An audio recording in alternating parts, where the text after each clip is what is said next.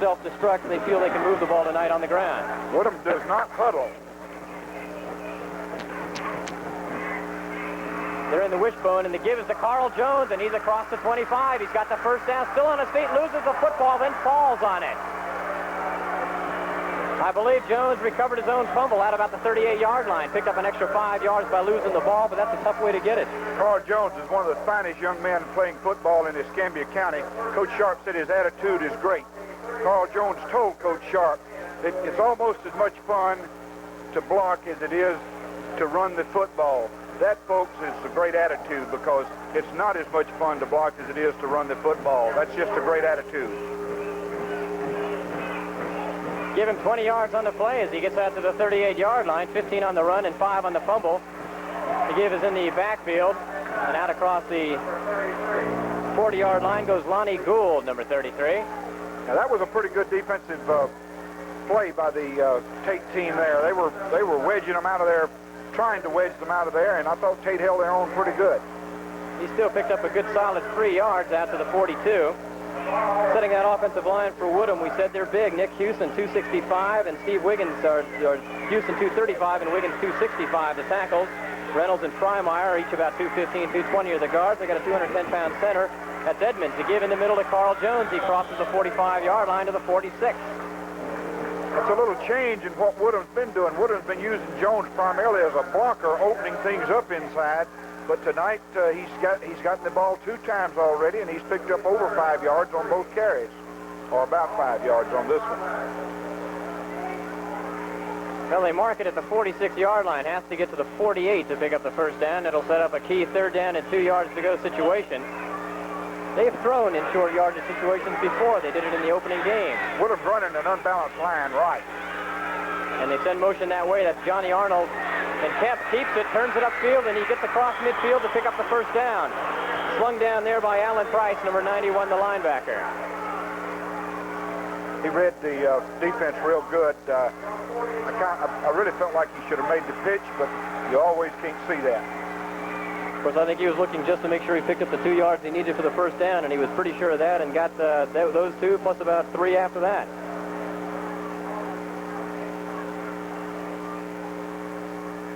Now, Woodham taking an awful long time getting the play off the sideline here. We'll see if they have time to get the snap off. They're still in the wishbone. They send Barry Lett, the wide receiver, 84, to the right side. And now a timeout being called by Woodham. So a little mix-up there. Barry Lett came to the right side, and I think they may have thrown one formation in there too many, and confusing them. Now Tate is being called for the timeout. Yeah, I don't know. I noticed the Woodham people motioning, and I don't know what type of signs they were trying to give, but Coach Don Sharp's going out to talk to them, and of course that's Coach Taylor out there, the defensive coordinator for Tate that we have on the screen now. He's talking to his defensive people, and of course, keep in mind, Woodham has moved the ball from their 18-yard line to the Tate 48, and that's indication that they can move it, Dan. Setting Tate defensively while they talk about it, the defensive end Scott Doran, 75, and Gordon Watley, 85. He's a good one, is just a junior. The defensive line, Ross Kearney, 62, starts the game at offensive guard and starts here tonight at defensive tackle. And Victor Nettles, the 176-pound sophomore, number 68. And the officials for you, P.J. Smith, the referee, Randy Stone, the umpire, head linesman Tom Tworkins, Vic Whittick, the field judge, the back judge, Larry Touchstone, and the clock operator is Charlie Kane. All right, now they're set to go. Sherman Johnson, the tight end, sets up on the left side now. They've got the full house backfield, and Barry Lett's on the right side. Kemp still has it and pitches out to Lonnie Gould. Turns the corner to the 45, the 40, and is pulled out of bounds at the 35-yard line. Beautiful timing on the pitch. He waited to the very last split second to pitch the ball. That, of course, makes the cornerback decide on who do I take. Here's the replay. Watch him pitching right there. Good block out there by number 32 for Woodham. Johnny Arnold, the running back, put a good block on Walraven. That's what makes the wishbone go. You must have good blocking backs. So the gain is down to the 37-yard line. They mark it. That's a first down.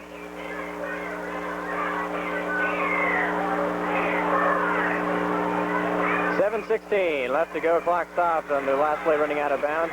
Kemp gives the ball inside. I believe Carl Jones, the running back, and he gets to about the 35. Not much more than that.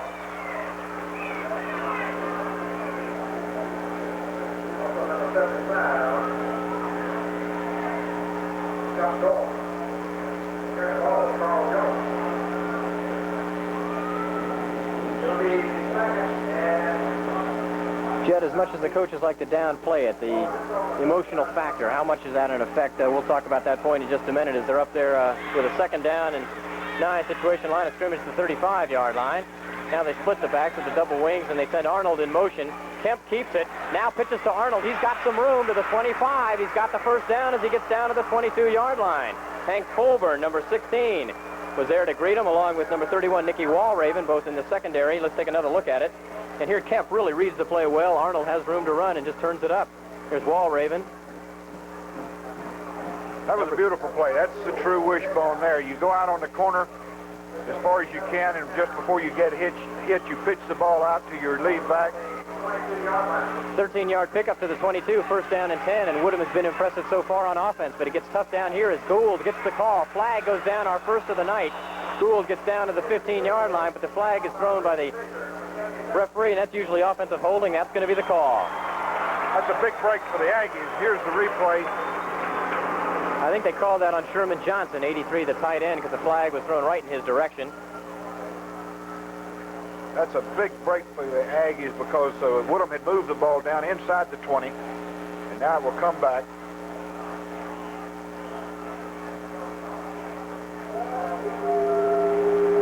Well, it's just the thing that hurt Choctaw a couple weeks ago and kept Tate in the ball game early and gave them a chance to make that great comeback. Choctaw moved the ball up and down the field, but only had 12 points to show for it, and usually with a turnover or a key penalty, and we'll see if Woodham can recover from this one. Talking about the emotional factor, I attended the pep rally at Woodham this morning at 8:30, and I don't know if I've ever seen a more exciting pep rally than those students and faculty and everyone put on there. It was the emotions were very, very high at Woodham all week, and especially reached its peak today.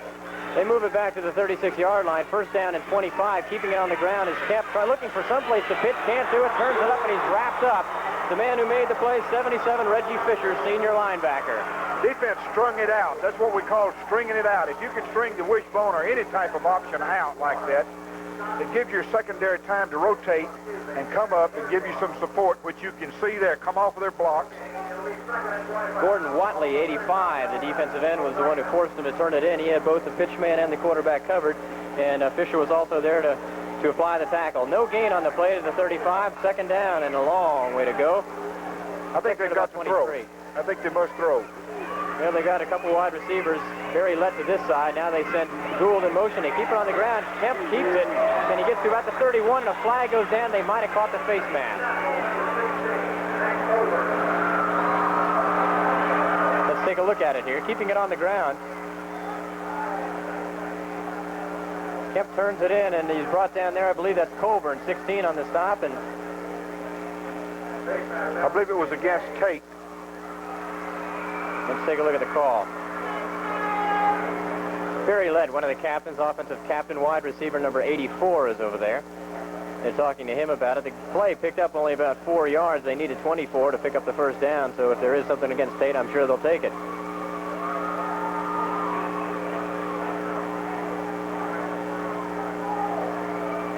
It'll be a big one. 15-yarder marks it down inside the 20-yard line to the 16. Now, keep in mind, they have to get about to the 11.5 to pick up the first down. So instead of a second down or a third down at about 20, they're going to have a second down and about 5. That's a big break for Woodham.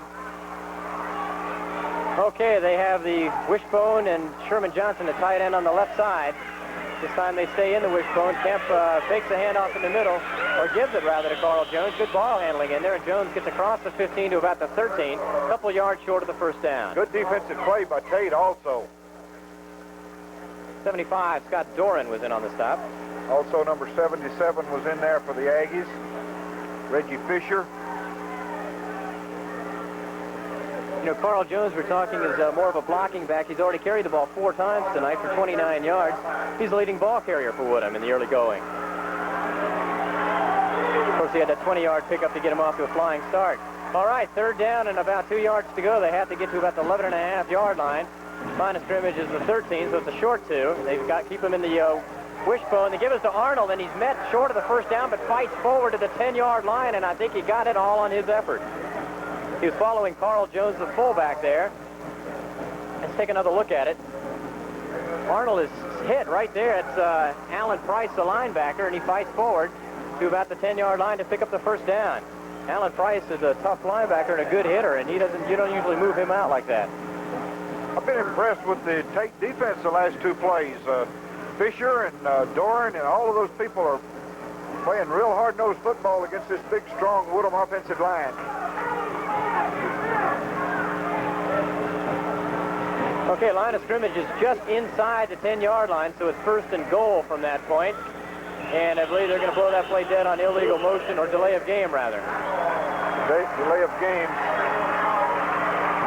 So they're making it tough on themselves. Tate let them off the hook when they had a holding penalty in a 3rd down and 20-yard situation. Tate gave them a face mask penalty, which moved it down in knocking on the door once again, but Woodham, again, with a big penalty. Evidently, Tate is not giving them anything to throw. They have Barry Lett, who's supposedly a major college prospect, and Sherman Johnson, who's also a major college prospect, and good receivers out of the backfield. And they haven't thrown yet, even though they were backed up with a long penalty. I would figure that Woodham would have thrown more than this early in the game. Well, they got a 1st down and goal to go from about the 14-yard line now, so they may work themselves into a throwing situation. It's tough to throw down at that end of the field. Kemp keeps it now, pitches it off to Johnny Arnold, and he tripped up at the 10-yard line. Great defensive play by Gordon Watley. He may have saved the touchdown, Chet. Gordon Watley made an excellent second effort to stop the ball carrier. He was gone. It was 6 if he hadn't been able to get his hand on there, I think. Fisher was trailing the play from his linebacker position, but he couldn't have made the play. It was a pickup of 4 as it was. Moves the ball back to the original line of scrimmage, which is just inside the 10-yard line, but now it's a 2nd down and goal. Woodham can get a 1st down without scoring.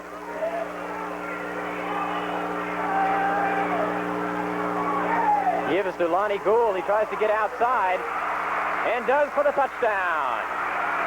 Lonnie Gould, number 33, puts the Titans on the board first. Ronnie Gould is a real fine-looking young man, well-built, about 5'9", maybe 5'10". Looks like he weighs about 170 to 80 pounds and very strong, and this looks like a great athlete. And on to attempt the extra point is Jaycock, and he puts it through, or John Laycock, rather. He puts it through, and Woodham, with 2:44 left to play in the 1st quarter, takes a 7-0 lead. Most impressive thing possibly about the drive, other than the fact that they moved easily, was the fact they overcame a couple of penalties. One, a major penalty. They did that with the aid of a Tate penalty itself, but then had the illegal preserve, the delay of game, which put them in a tough 1st down and goal to go from the 15. I thought the delay of game may keep them out of the end zone and have to settle for a field goal or an attempted field goal. Take a look at this. There are no seats there, folks. Those are just people. They're all around the end zone on the track. They're in just outside of the north end zone. They're on the bank, several deep up there.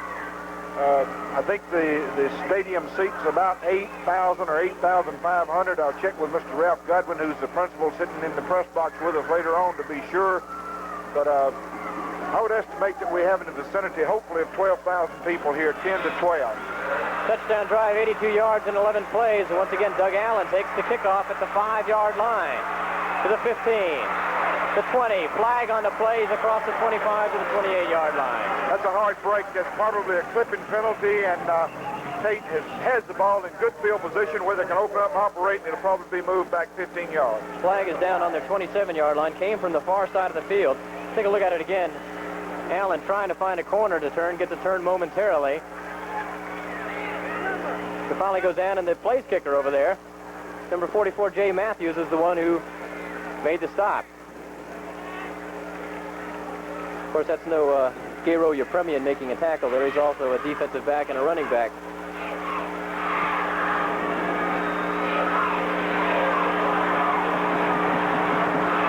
Yeah, they'll march it off inside the 15, the 13-yard line.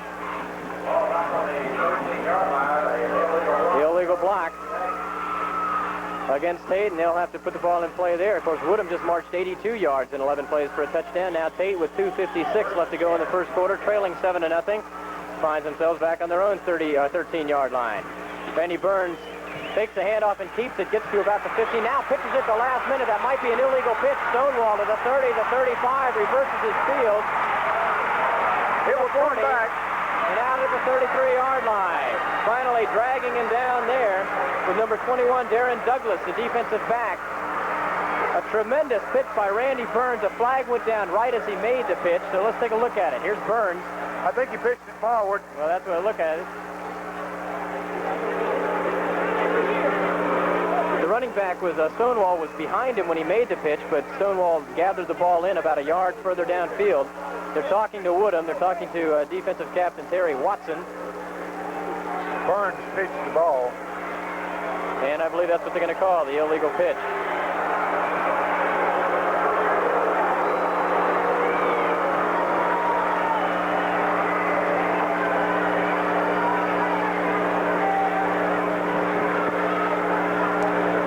Let's take a look at it once again. Burns still has it right now, and it looks like Lucia's got him wrapped up. But watch him get the pitch off. Now he's right about the 14.5-yard line. And Stonewall won't gather it in until out of the picture, it looks like. He's easily behind him there, but let's run it forward a little bit, and you'll see that he doesn't catch it till he's already across the 15-yard. Good call. Okay, now let's point out, he can do that if he's behind the line of scrimmage, but if he's crossed the line of scrimmage, he can't do it. Well, the line of scrimmage was the 13, so he was beyond the line of scrimmage. They march it back to the about inside the 10. It's also a loss of a down, so it's a second down and 15 from there. Burns keeps it, throws across the middle, and broken up on the play by Alan Blue, the linebacker. Darren Douglas also in on the play. Clint Crockett, 47, was the intended receiver on the look-in pattern. They worked that play effectively against Choctaw. Great coverage. Almost picked off. Dan, on the long run by the Aggies, they had a very unusual formation. They had three receivers out to the right side, and they were legal. The tight end was legal. The flanker over was legal, and so was a flanker back. Okay, Todd Thompson, 43, comes into the game as a wide receiver. Crockett goes out. Thompson and Steve Campbell out here to the left side. Burns back to throw, escapes the rush, but then goes down at the 10-yard line. Bromley was there on the play, along with Terry Watson, the defensive end. Take another look at it. Lucia on the blitz is the one who originally flushed him out of the pocket, and Stallworth was also there. And Lucia recovered to make the stop. So the Woodham defense stops him once again with the aid of a penalty. And Randy Burns will stand a couple of yards deep in his own end zone, and back to receive the kick will be Sanders. Alan Sanders, number 28, standing at the Tate 45-yard line. Burns gets a good foot into it. The 43, Sanders to the 35. Struggling forward to the 33-yard line. Sanders makes a nice return, about 10 yards. Brought down by Crockett, 47. So now Woodham with a 7-0 lead, 1:26 to go in the first quarter, has excellent field position.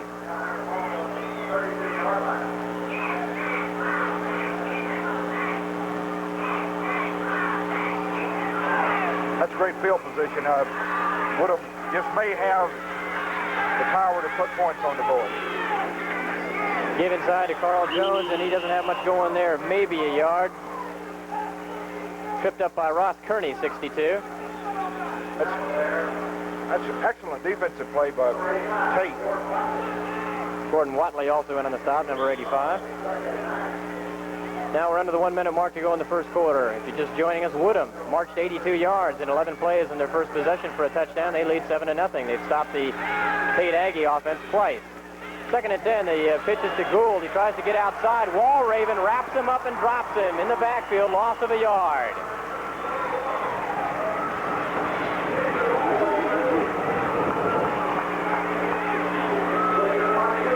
Another look at it. Gould, who's had success on this play. Walraven First took on the block and then wrapped him up and got a little bit of help back there from Hank Colburn. Part of that great Tate Aggie Colburn family. Rocky up at University of Alabama. Mickey on the ball club right now. And Frank Colburn playing earlier. The give is to Gould. He's throwing the ball for Barry Lett in the end zone, and down he goes. No flag. Lett tripped on his own. If anything, that could have been offensive pass interference. Doug Allen, the free safety, had good coverage on the play.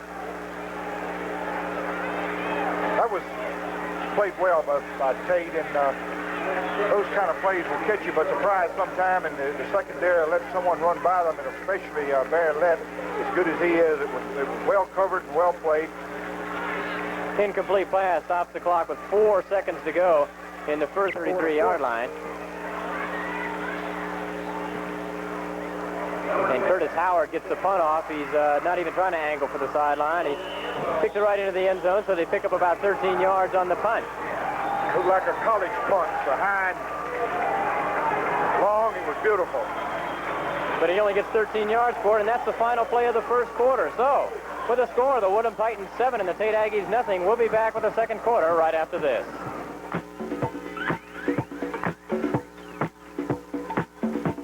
Hi, Bill Cosby here. Sickle cell anemia is not something you can catch like the measles. You have to be born with it, and until we can find a cure, you have to live with it for the rest of your life. In America, sickle cell anemia is a major health problem to black Americans. 1 in 12 blacks carry sickle cell trait. So if you're black and planning to have a family, please get a sickle cell test at your local sickle cell organization. For more information, write the National Association for Sickle Cell Disease, Inc. Thank you. We're back at Kendall Stadium at the campus of Gonzales Tate High School, where Woodham, the top-ranked team in the state of Florida, leads Gonzales Tate 7-0. Okay, Dan, let me back up just a little bit and talk about, you were talking about the Colburns. Of course, Frank Sr. teaches here at Tate High School. He's had 2 sons play and graduate from here. He has 2 still playing, and we're going to talk about one of those in a little bit. Randy Burns just gets the handoff to Allen, and he gets out across the 20 line. Rocky, who graduated 2 years ago, is a starting safety for the University of Alabama, and Coach Bryant nicknamed Rocky Colburn about 3 to 4 weeks ago the Florida Jawjacker. That's the way he hits and the kind of name he's making for this school and this community. It's a great honor to have him up there doing what he's doing. He's known as the Florida Jawjacker. What is a jawjacker? That's somebody that knocks your head off. Second down and a long 5. They give him about 5 yards on the play. They give us to Stonewall inside, loses the football, but I believe they're going to say he was down. No. Bromley recovers. First jars the ball loose and then comes up with a fumble recovery. So the first major turnover, the first turnover and the first big break belongs to Woodham. Stonewall hit. Anthony Fisher hit him, and looks like Bromley's pulling the ball loose and then falling on it. Nice defensive play. Bromley has a brother playing for the University of Florida. He's a sophomore also, a true sophomore, has been redshirted. His brother Phil is a starting center for the Gators, and we're proud to have him down there doing what he's doing for the Gators. All right, line of scrimmage at 23. They lose a yard on the play and lose the football to boot. So Kemp keeps it, turns it upfield, and dives to the 18-yard line. Forcing the play in there, Hank Colburn. Kemp is a type quarterback that people don't go wild talking about him, and he's not a person that lacks a lot of excitement or bragging and so forth, but he just goes out there like he's doing on the replay right now and executes very well. A real steady, good quarterback, and he plans to take the Titans somewhere. And he's just a junior. Didn't look like much, but he got 5 on the play to the 18-yard line, second down and 5. Give it to Jones. He's to the 5. Hit and into the end zone for the touchdown. Carl Jones. That was almost too easy to believe. I think Mark Kemp is a senior, Dan.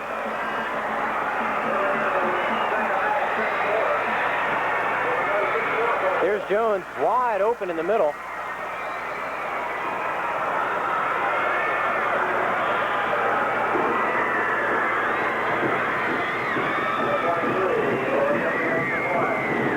And the extra point, Laycock in to attempt it, and it's good. So, after the turnover, they're quick to convert. You're right, he is a senior. Well, we have a 14-point lead by Woodham now, and of course, Tate got to move the football. They have got to move the football and not let the Titans get it, because I think the offense is awesome, like everyone has been saying. Well, there's only 10:25 to go in the half, and of course Woodham has gone out in front. They've converted on a long 82-yard drive. That one a 23-yard drive in just a couple of plays. And you said Tate was going to throw the ball early. They may have to throw out of necessity, although it's a little early to be abandoning any game plan if they did plan to keep the ball on the ground. I figured that Coach Madison would try to throw on Tate, and on Woodham, and the reason I thought that was I didn't believe that he would be able to block the Woodham defense enough to run the ball very good, and I still think that he will go to the air. Matthews puts a foot into it at the 44-yard line. It'll come down to Allen at the goal line. The 10. 15-yard line, and gets out to the 18, wrestled to the ground there. In on the stop again, Jay Matthews, 44, the kicker.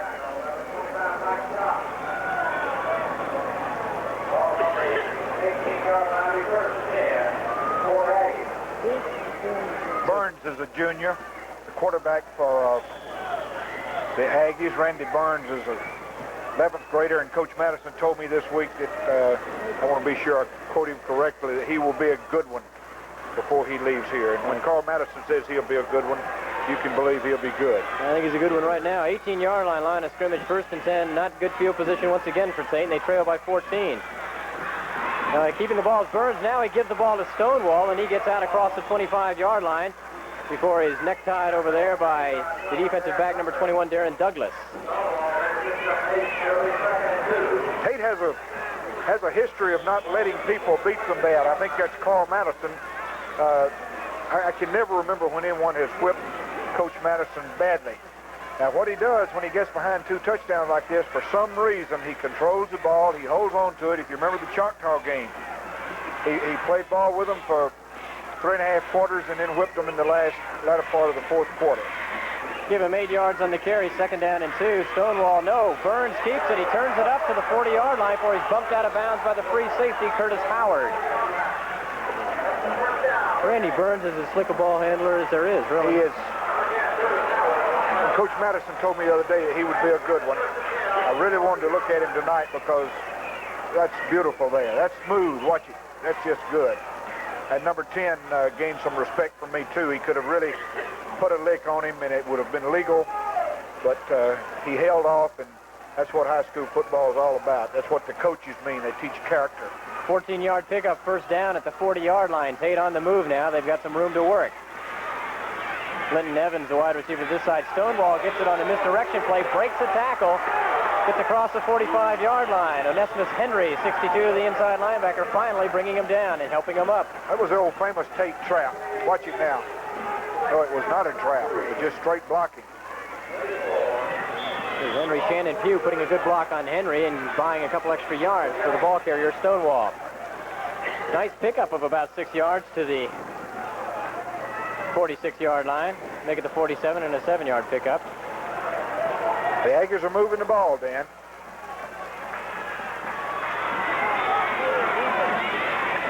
Give is to Allen straight up the middle, and he gets close to midfield. He's short of the 1st down by about a yard. Stallworth, number 74, the massive defensive tackle, the 225-pounder who was there to make the stop.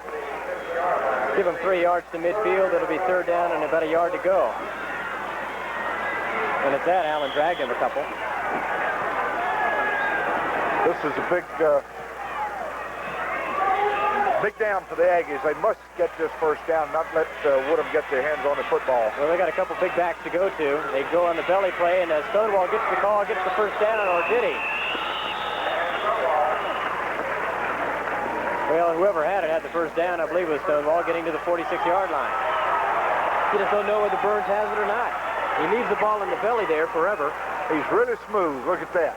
Yeah, and he barely got the handoff off, but he did it. And Stonewall gets to the 46 for the 1st down. Pick up on the play of 4 yards. Well, Coach Madison is an excellent veer coach. And a few years ago, he went to the Wishbone, and I never said anything about it, but I couldn't understand why, because I don't know of a better veer coach in high school football any place.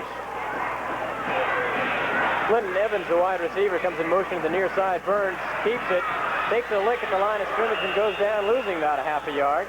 Great lick by number 24 for Woodham, who is Greg Lucia.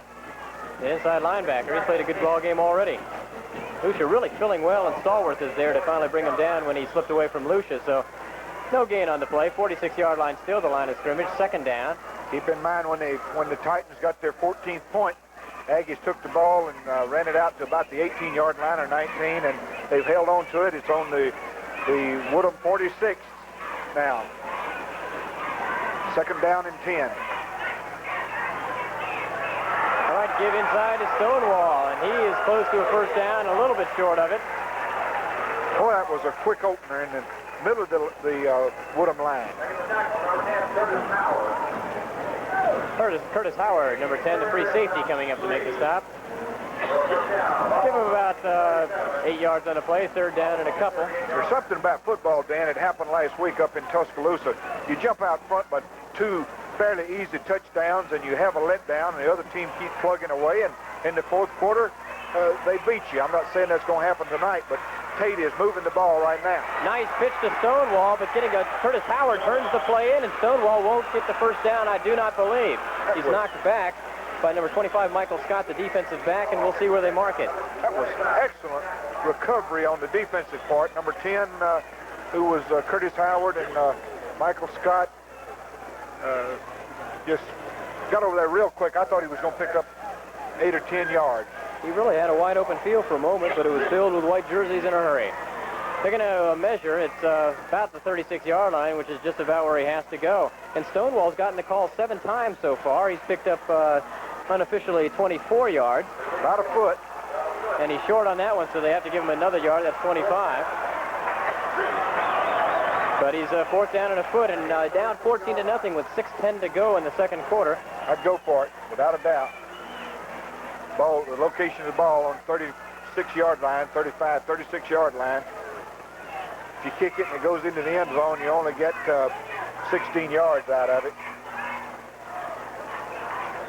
More importantly, you put the ball back in the Woodham offense hands.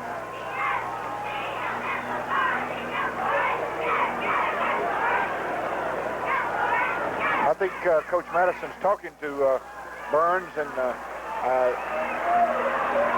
they're definitely going for it. So they got Stonewall and Allen, the 2 big backs in there. Burns gives it to Allen, and Allen has the first down.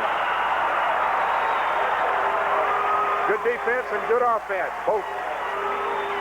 Mike Newman, 47, the linebacker, hit him about the line of scrimmage, but Allen just powered forward. Here's Newman filling the gap, but Allen had already picked up the first down and picked up a couple yards on top of that, so they give him 3 yards after he needed only 1, and it's a first down on the 33-yard line.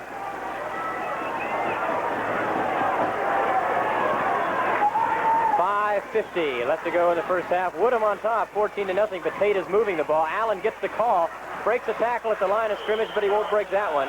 Boy, they're wrapping his legs up, locking their arms around him like you try to teach them to do. They know what it takes to stop Allen. Tony Yoder, who had just checked into the game, the defensive tackle, was the one who made the stop. Now he goes out, replaced by Anthony Fisher.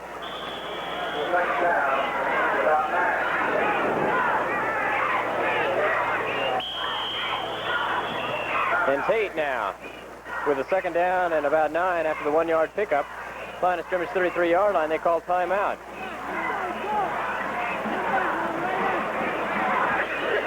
Put them on top 14-0, and after they went on top 14-0, Jed Tate, as you mentioned, kept the ball on the ground, stayed with the game plan, and among other things, I guess I would have to settle the ball club down. If you come out and start throwing to try to get back in a hurry, you get the feeling of being anxious back there, but they're very well poised, and they really move the ball effectively. Well,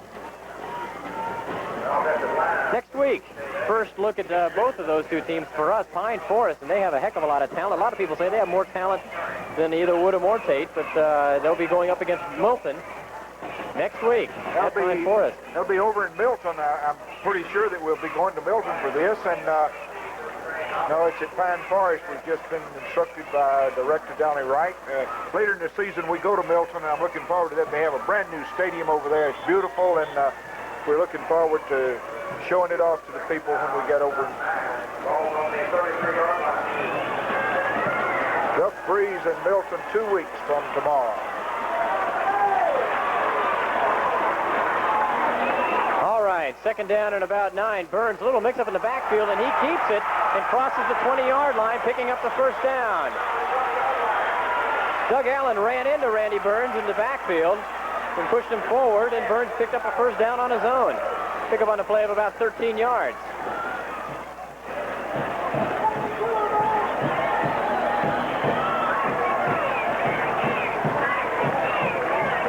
Line of scrimmage, 20-yard line. 5:07 left to go in the first half.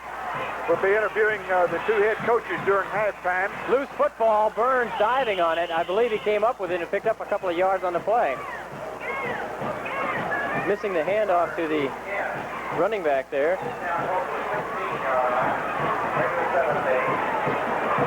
So they'll mark it at the 17, a pickup of 3. And Stonewall checks back into the game, leading ball carrier tonight for Tate. Second down and 7, and coming out of the game was Richard Mixon, 83, the running back. All right, Burns gives the ball to Stonewall. He's across the 15, inside the 10-yard line. I believe he's got another first down.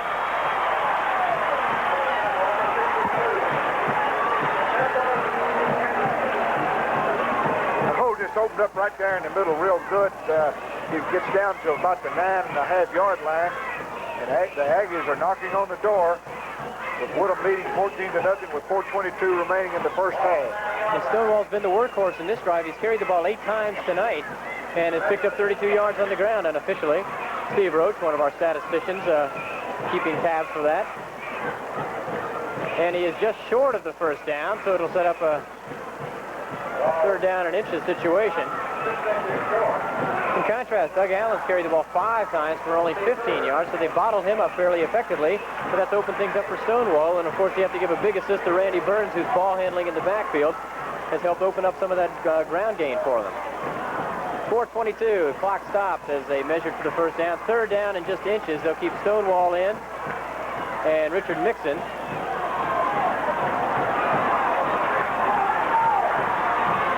Then when you have a hot hand, you stay with it. Stonewall gets the carry, and I don't believe he has the first down. Greg Lucia shut the play off in the middle and forced him to try to jog outside. And we'll have to check to see if he's got it. I believe he does. I don't know. Lucia shut it down right there. And the ball is resting right on the 10-yard line. He looks like he might have lost about a half a yard, but we'll have to wait and see. They really are no more than just a football's length inside to pick up the first down. But they're short. By about as much as they were short before. So fourth down and inches to go. They've missed it once here, but they've gone for it. At the 36-yard line they went for it, gave it to Allen, and he made it easily. So trailing 14-0, 4:06 to go in the half. I believe you'll see Tate calling a third timeout. And Carl Madison will stroll onto the field, and we'll talk about it.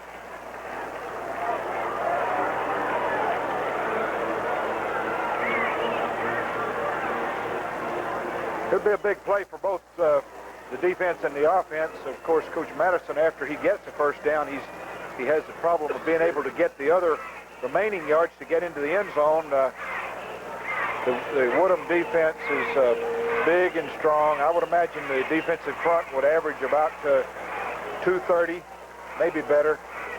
The linebackers are not that big, but they're quick. They're very strong.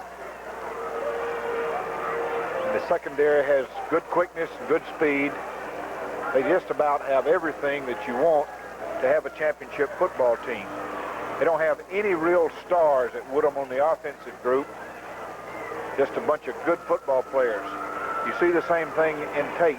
Maybe you would have to classify Allen as a star. He's an excellent running back, and maybe the best running back in the area. Although you wouldn't know what to ask him. All right, 64, Troy Bush, the center, up on the ball. That offensive line has its work cut out. Fourth down and inches to go. They give us to Allen, and he's got the first down.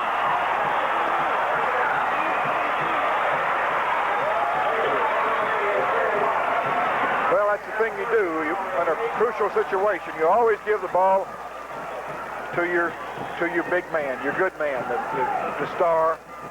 And I don't know, but regardless of what defense they were running, I would probably give it to Allen 3 more times. Well, he needed an inch. He got a couple yards. First and goal from the 8. Burns keeps it and doesn't get much. He loses a yard back to the 9-yard line. That was a little mix-up on the play. I don't know. It looked like Burns was trying to get to the ball carrier and hand it off, and he couldn't quite get there. Anthony Fisher made the stop. A yard loss on the play for Randy Burns. Back to the 9-yard line. Second and goal from there. 3.5 minutes to go in the first half. Woodham leads 14-0. Woodham scored first 2 times they had the ball. 82-yard drive in the first quarter, capped by a 10-yard run by Lonnie Gould, put him on top 7-0. In the second quarter, Jones went in from 18 yards out, 14-0. Burns on 9 yards to go throws a pass into the end zone, and both the receiver and defensive back misjudged it.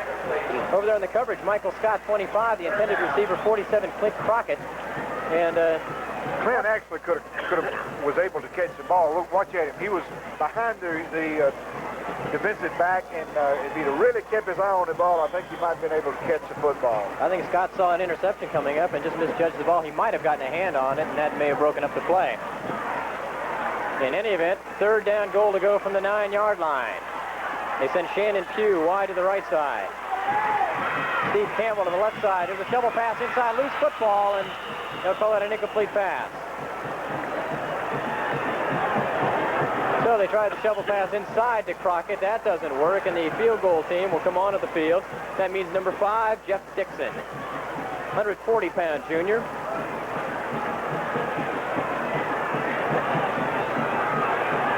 Devin Simmons, number 20, who also sees some action at linebacker, is in to hold. They'll mark it at about the 15-yard line, and Woodham calls a timeout.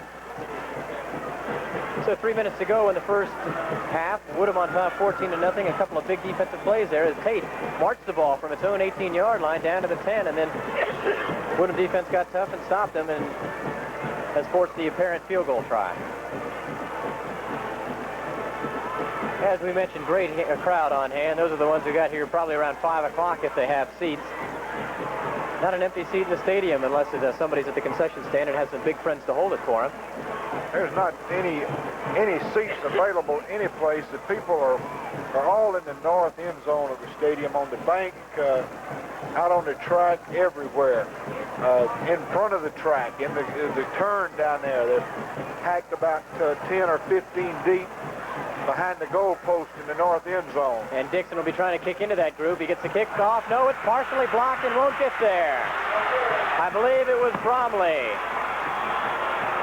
And right on cue, the ROTC cannon goes off here at Tate. I think they thought it had gone through. They heard the roar of the crowd, but there are a lot of Woodham folks here, a lot of blue across the way. So Tate comes up empty, marching the ball. He picked up 72 yards on the drive and come up empty on the partially blocked field goal. They'll take over on the first down and 10 on the 20 with 2:57 left to go. Now, do you go ahead and just keep it on the ground and try to control it? No, I'd go ahead and open it up, play football. Whatever they give me, I'd take it if I was Woodham. All right, Kemp gives to Gould inside. He's got a couple of yards. Carried out the fig nicely. He's out to the 30-yard line, had 3 red shirts following him out there. But Gould picked up a couple of yards, maybe 3 to the 23-yard line. I certainly wouldn't have any strong ambitions to score again and take any chances of them intercepting and getting on the board to give them the big lift. I'll give him a couple of yards. If the drive does bog down, Tate, remember, has no timeouts remaining. 2:27 left to go. Inside handoff and crossing the 25-yard line. That's Lonnie Gould once again. He's been a workhorse tonight. Give him about 4 yards. So he's out to the 26-yard line, 27. Of course, they're missing Michael Yeldon, who's puts in a cast with a chipped ankle bone. He'll be back in about 3 weeks, maybe. And Woodham apparently in no hurry to get the play off. 2:02, 2:01. Third down. 3.5 yards to go for first down. Send Arnold in motion. Kemp gives it off inside. No, keeps it himself and gets across the 35 to the 36-yard line. Got the first down. That'll stop the clock with 1:44 as they move the chain. So Kemp keeping the ball, picks up the first down out to the 37-yard line. A pickup of 10.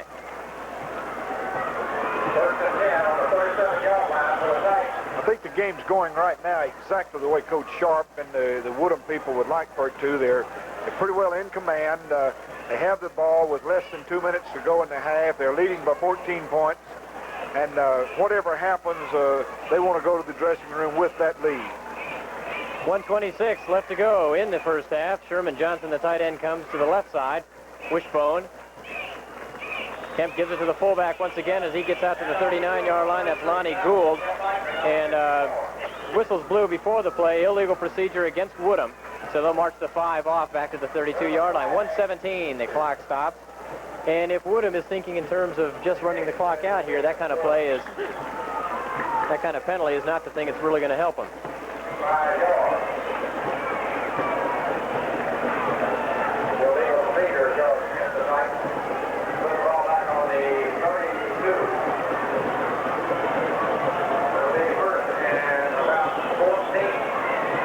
First down and 15 from the 32-yard line. The pitch is to Johnny Arnold. He steps over one would-be tackler and fights out to the 40-yard line. Nice run.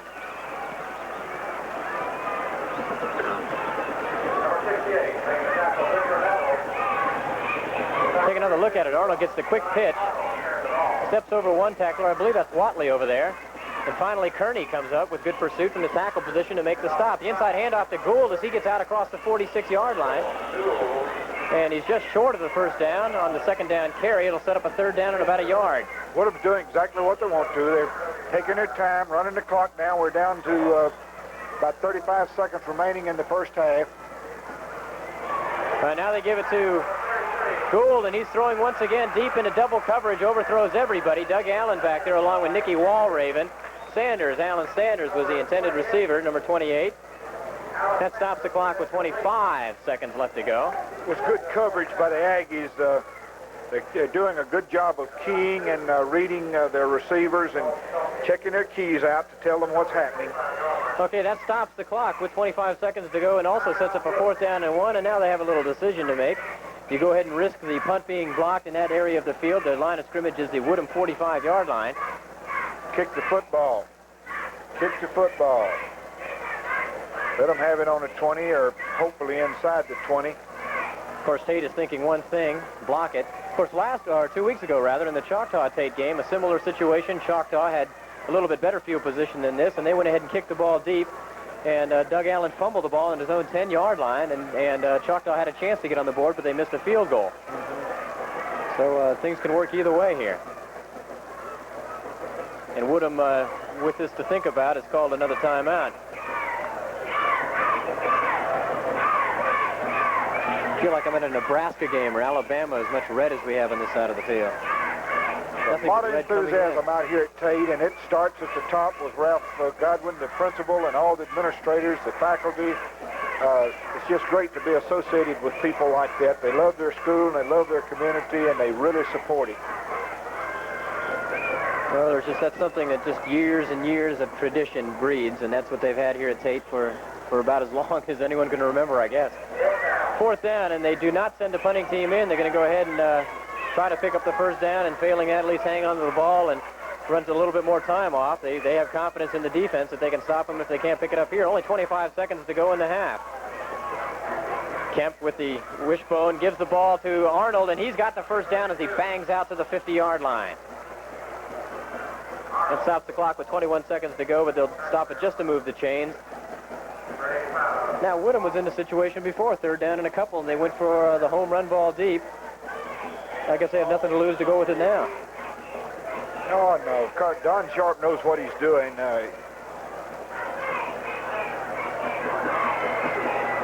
Mark it at the 49-yard line. Now Kemp is back to throw. I believe that's his first effort. Throws the ball for Sherman Johnson, and Johnson at first had turned out and then turned the ball up and gotten behind Colburn, but that was after the ball had been well overthrown. That stops the clock with 4 seconds to go. So we should have time for maybe one more play. That was a little mix-up on the route, I believe, by Sherman, or mix-up between Sherman and Mark, because I think Mark was thinking he was going to make some kind of fake and go toward the flag, and Sherman didn't do it. He was tied up in there about 15 yards deep, and Mark overthrew him. Strong side safety over there. Hank Colburn was the one making the play, and there's a flag on the play, and they're marching off another one of those Colburns. I see Coach Madison is getting ready. go ahead and go down to Coach Madison. So with 4 seconds to go, we go down to Steve Roach and Coach Madison. Madison, you're going into the locker room here with a 14-point deficit. What are your thoughts on the first half? Well, we hadn't played very well. We should have gotten on the board there at the end of this half. We were down there, and we just didn't execute well. Woodham has an awful good football team. They're tremendously big. I don't know if you can tell it on the screen or from the stands, but their offensive line, they're extremely big, and they're pretty well handling this. Of course, I don't think we played well, and I hope that we can play much better the second half. They're in the second quarter. You seem to be putting together a pretty nice drive. You went about 74 yards down the field. You seem to be moving the ball well. Your backs were getting through the line, getting some good penetration there, and then all of a sudden you came down to the 10-yard line, and they stiffened up on you. What happened? Well, they stiffened up maybe, but I don't think we executed right. We had a bad play down there, and that got us in the hole, and we tried to pass, and that got us in the hole again. It wasn't completed, so we should have gotten on the board, and it might hurt us. I hope it doesn't. I hope we can come back the second half and put it together and get at least one more point than they had. But they're a good football team. I just hope that we can keep our poise and can stay in there the second half and do much better. Had to really hurt to see that 54-yard run get called back on Stonewall earlier there in the first half. That hurt. Then we had another penalty. We had a couple of penalties, and then the fumble, of course, gave them the second touchdown. But it could have happened to them, but it didn't. It happened to us, and therefore we're another touchdown behind. What are you going to tell your guys here at the in the locker room? Are we going to be seeing anything different here in the second half? No, just try to correct some of the mistakes that we made the first half and not get over anxious there and try to get on the board too quick. Just play soft and get with us. All we got to do. Well, Coach, good luck to you in the second half. Your boys are looking good. We hope they improve on it the second half. Well, I hope the crowd's enjoying the football game because I think it's a good football game, and I think the two good football teams out there playing. Thank you. No doubt about that, Coach. Coach Madison out of Tate Aggies. All right, with the score, Woodham 14 and Gonzales State nothing. We'll be back with a halftime right after this. The biology department provides excellent instruction for all students in general education and scientific fields. Whether biology is a required or elective course, the teaching program is designed to fulfill student needs. Teaching of biology is centered around 8 modern, well-equipped laboratories. Our curriculum includes coursework for biology and science majors. Advanced work is available in marine biology, genetics, comparative anatomy, microbiology, environmental science, botany, and horticulture. Instruction is provided in general horticulture technology, greenhouse production, nursery management, as well as the latest techniques in plant propagation, such as tissue culture. Programs are offered in water and wastewater treatment. Students in pre-dental, pre-medical, and biology programs are prepared in such an excellent way, they transfer with ease to universities all over the nation. You're watching WSRE Channel 23 in Pensacola.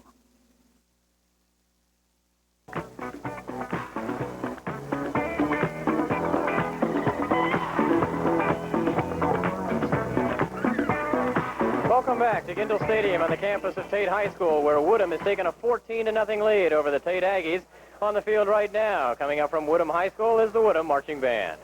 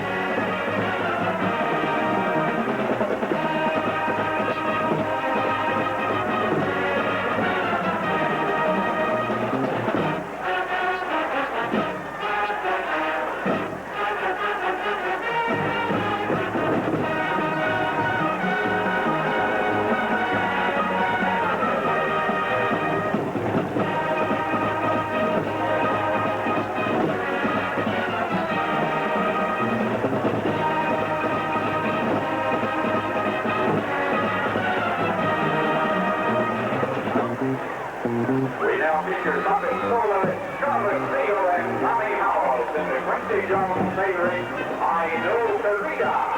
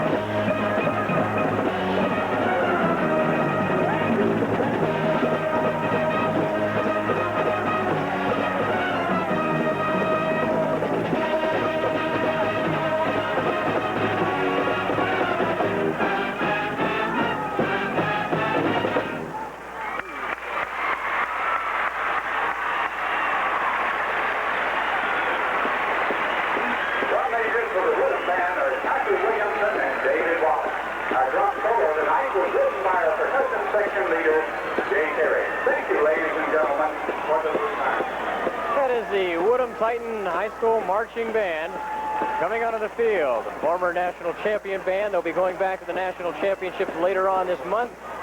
The Tate Aggie. Big Red Machine, the Tate Aggie Band.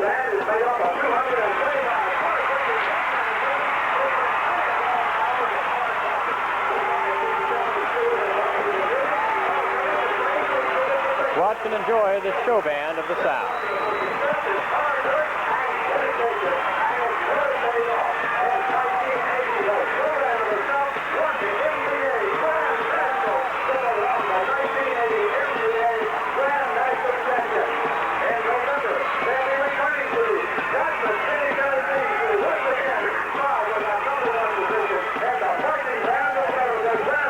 And now, ladies and gentlemen, we proudly present the 1982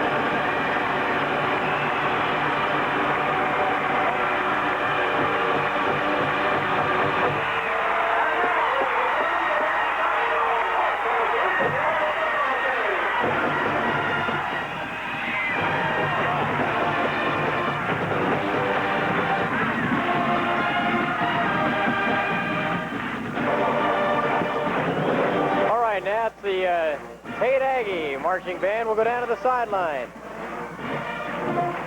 Go down to the sideline for Steve Roach and Woodham coach Don Sharp.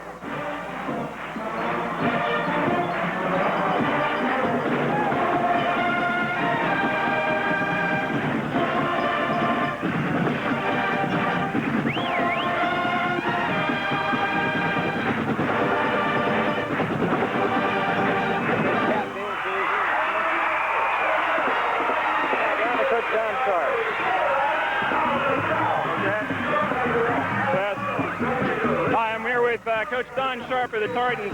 Coach, a good first half for you. Any coach likes to go in with 14-point lead at the half. What were your thoughts on the first half? Well, this is the way it's supposed to be in good high school football. Nip and tuck and all these people in the stands like this, that's what makes the game worth playing and worth working for. There's a lot of enthusiasm on both sides of the field. I know the players are a lot of fired up out there this afternoon. They sure aren't giving it to you easy here, Coach. First half, they're scrapping.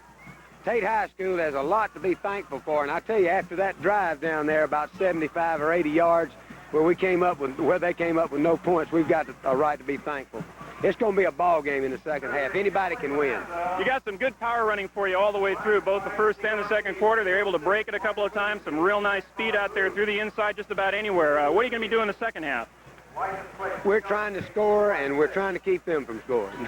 That's about it. We're going to be seeing any of those halfback passes there, Coach? Well, we may throw another one. Really, the whole point is to show everybody how far that boy can throw the ball. Well, he can throw it about 80 yards. It looks like he threw it about 40 on that last one. We'll be looking for some good speed. Any other things that we should be looking for here in the last half? We appreciate very much our TV station here in Pensacola doing this for high school football. We really do. Coach, it's a super game. Always great when the Aggies and the Titans get together. Thanks for being with us tonight. Thank you. And good luck. Back to you, Dan. Well, thank you very much, Steve. And the one thing that was hard to mistake was the smile on Coach Don Sharp's face, although he's probably the first man who's most well aware of how much work there is ahead of him. As we get ready for the second... Well, we will get ready for that in just a minute. We'll be back with the third quarter right after this.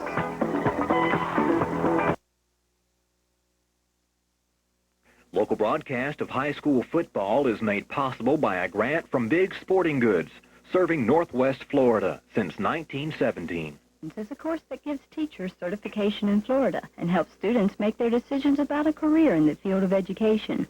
Future school board members need this Foundations course to enable them to make contributions to our schools of tomorrow. The course reviews briefly some of the origin and development of the American schools. Professional aspects of education are studied, evaluated, and discussed. Among the many careers open in the field of education other than classroom teaching are research, psychology, psychometry, special education, art, ETV production, audiovisual, therapists in a number of areas such as speech and reading, architecture, and counseling. For more information, call 476-5410, extension 312. We're back as Doug Allen puts the foot into it. Woodham to receive with a 14-point lead. The ball's falling around there at the 20-yard line, and Woodham wisely jumps on it and will take over there about the 19. That's Sherman Johnson getting back. Line drive type kick by Doug Allen hit one of the upbacks, or one of the linemen up at the 50-yard line and rolled harmlessly to the 20. And Woodham will set up shop there. And, of course, one of the big factors that Woodham was concerned about was the turnover and the key mistake, and they didn't make any turnovers in the first half. Tate turned the ball over once, and Woodham quickly converted that into a touchdown. And as we get underway here in the third quarter, Woodham with a 14-point lead and the football, 19-yard line. They send Arnold in motion. They give us to the upback, Carl Jones. Or check that. The pitch goes out to Arnold. And Arnold gets out to about the 24-yard line, so we'll give him 4 yards on the carry. Good fake inside the fullback, Carl Jones. And, Dan, we have a treat with us the second half. We have, sitting on my right in the press box with us, Calvin Jones, who was a great high school fullback at Pensacola High School and went on to the University of Southern Mississippi and started for the Golden Eagles 2 years. And he'll be sitting with us and talking with us when we get a chance during this second half. All right, pick up a 5 on the play, we'll call it. Second down and 5 from that point. The give inside this time is to Carl Jones, and no relation, but he gets out to about the 29-yard line.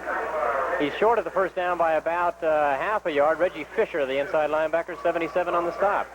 He is related to our guest, Calvin Jones. He's his brother. I stand corrected. All right, just short of a first down, third down, about a half yard to go. They'll stay with a wishbone.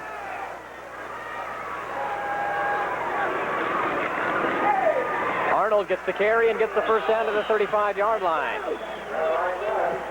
Brought down by Timmy Thomas, number 34, the defensive back. Statistically, the first half pretty much belonged to Woodham. Picked up 114 yards on the ground, no yards in the air for either team for a total of 114. Tate with 79, and first down 7-5 in favor of Woodham. Penalty yards 40-35, just about even. The big turnover by Tate, and the punts and time just about even. All right, first down at the 35-yard line.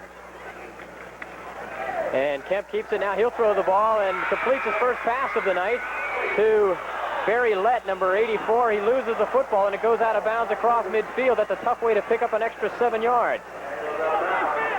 So technically, I guess you have to consider that a 20-yard, 22-yard pass play. There's the replay. Beautiful pass to Lett. In the first half, Kemp was 0 for 1 in the air. They threw Lonnie Gould threw a couple of halfback passes. Those were not completed. I think it's important, Dan, to our people. Everybody thought that Tate would come back real strong, and if Woodham didn't really take the football game to him the second half, the momentum may switch and Tate may take over. You know, Arnold gets the quick pitch and has a fight for the 1 yard he did get. Arnold was wrapped up about midfield and finally struggled forward for about a yard to the 47-yard line. Well, that's evidenced by Don Sharp's comments. What was he going to do in the second half? Try to score a lot of points and try to keep Tate from scoring. Hold on to the football is I think the key to Coach Sharp and to Woodham. Don't let the Aggies have the ball. You have the 14-point lead, and just control the football. Make those first downs and hold on to it. Give him a couple of yards on the carry. Second down and 8. Gould is the man in motion. Kemp still has it. Now Gould does. He's to the 45. Good move outside as he picks up the first down. He gets knocked out of bounds at the 33-yard line. Reggie Fisher, who's played a game at linebacker, was over there to knock him out of bounds. Woodham is doing exactly what they have to. If you remember, Choctaw back the second half and moved the ball in the third quarter, but the fourth quarter, it seemed that Tate got the momentum going, and Woodham is headed right for the end zone, put 7 more points on the board and make the spread 21-0. There's a lot of 33 yards in there, I tell you.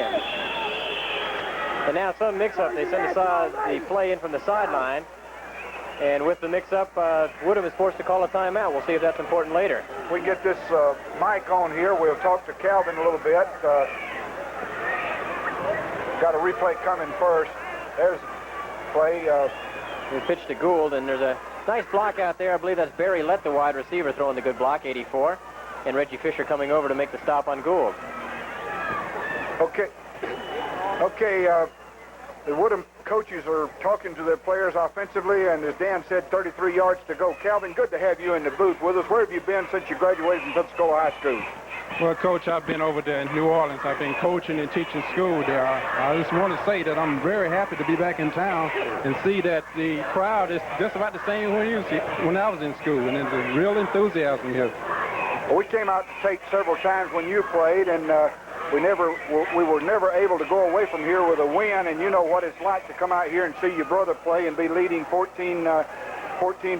Tell us a little bit about that. Oh, yeah. So this brings back a lot of memories to me because when we came out here, as you said before, we never won from Tate. And to see my brother out there on the field, it makes me feel real good. Calvin, we'll be talking to you and asking you some questions about the game later on. We're glad to have you up here with us. All right, Woodham set to go. 1st and 10 at the 33-yard line. They send Johnny Arnold in motion. Kemp now looking to throw. He's got a man open, but overthrows him, and it's going to be picked off and dropped by Ceylon Brown, defensive back there at the goal line. Ball right in his hands, the intended receiver, number 28, Alan Sanders. Kemp overthrew the ball a little bit. His receiver was about 4 or 5 yards. Here's the replay. He was going for the end zone. He should have thrown it to about the 10-yard line. I believe he'd had him a completion down there inside the 10. So the play got stretched out. It looked like it was originally designed to be a little quick pass, and that didn't open up, and he might have gotten a little anxious. Stops the clock with 9:04 to go, third quarter. Woodham with a 2nd down and 10 on the 33. I believe we see Woodham's philosophy change. I believe they're going to throw the ball more this half. Yeah, Kemp still got it. Now pitches to Arnold, and he is hit. Breaks a tackle in the backfield, and somehow gets about 3 yards on the play. Sticking him back there, I believe, would look like Timmy Thomas, 34. It is Timmy Thomas, 34, the defensive back, and he's the one who really stops the play. And Victor Nettles comes in to apply the finishing touches, and he picks up about 3 yards on the play.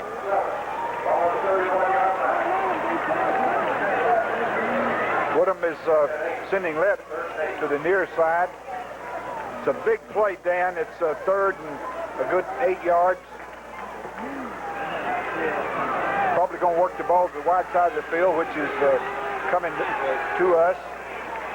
Well, they go to the far side of the field to Johnny Arnold, and I guess Tate was guessing that way too, because Arnold fights across the 25-yard line. He's close to a first down.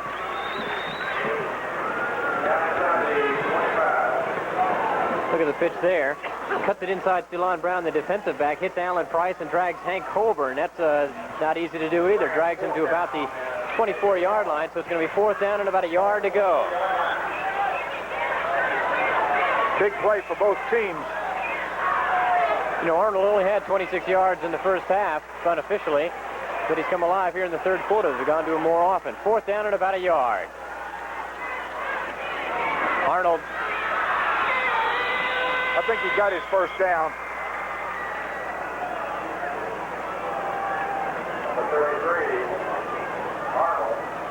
Here's the replay.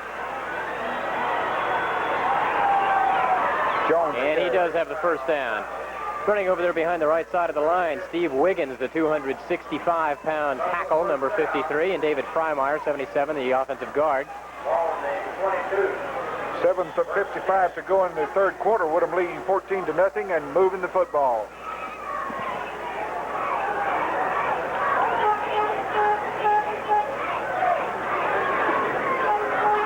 All right, first and 10 from the 27-yard line.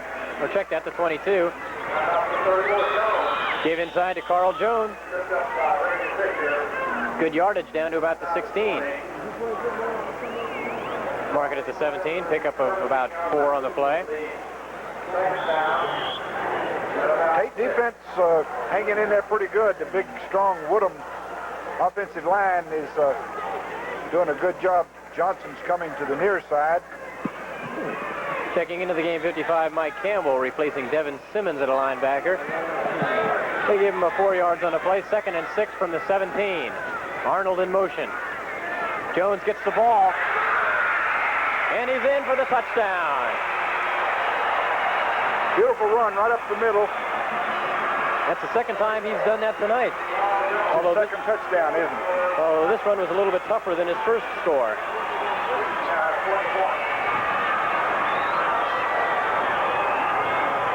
Must make a brother happy over there. If you heard some clapping in the press box, it was not either Jed or me.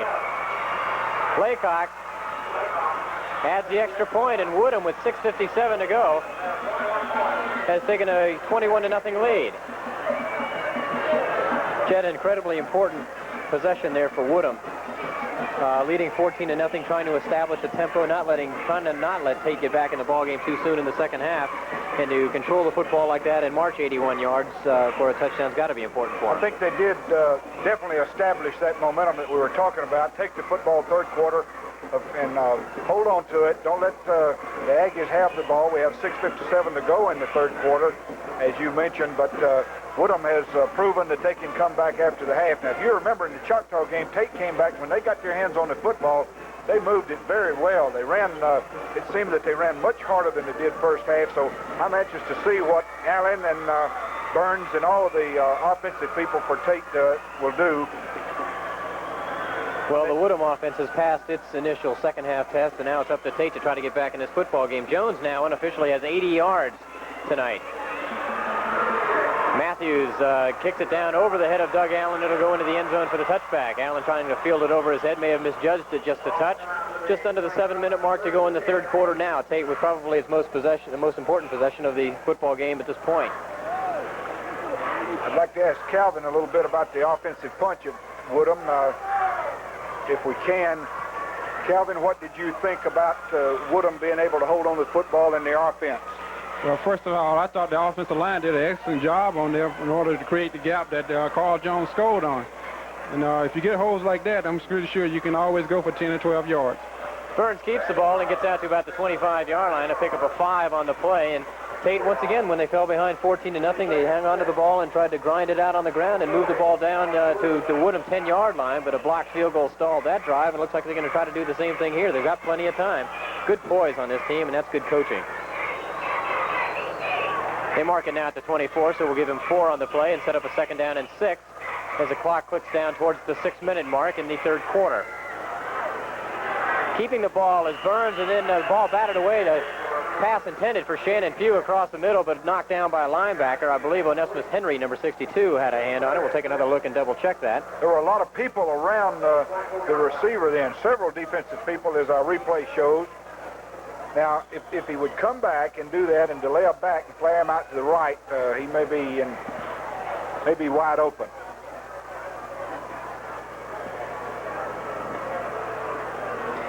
Third down and 6, a big play here for Tate, trying to keep a drive alive at their own 24-yard line. This time they send Allen in motion to the right side. They already have a couple receivers out there, and they throw the screen pass out to him. He drops it. That's ruled a lateral, and he'll lose about 7 on the play. So they sent Allen in motion. They had a couple of receivers out there who were supposed to block for him, but the play couldn't click. It was a bad throw by Burns. So what they were trying to do, Dan, is get the ball out there to Allen out in the open area and let him use his ability of running the ball, swivel his hips and make the tacklers miss him, but the ball was thrown too low.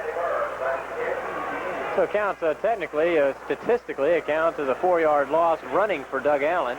And Burns just does get the kick off. It'll come down to Sanders at the 48 of Tate. He's got some room. 35, 30, inside the 30 to the 28-yard line. Clint Crockett on the stop. Also down there,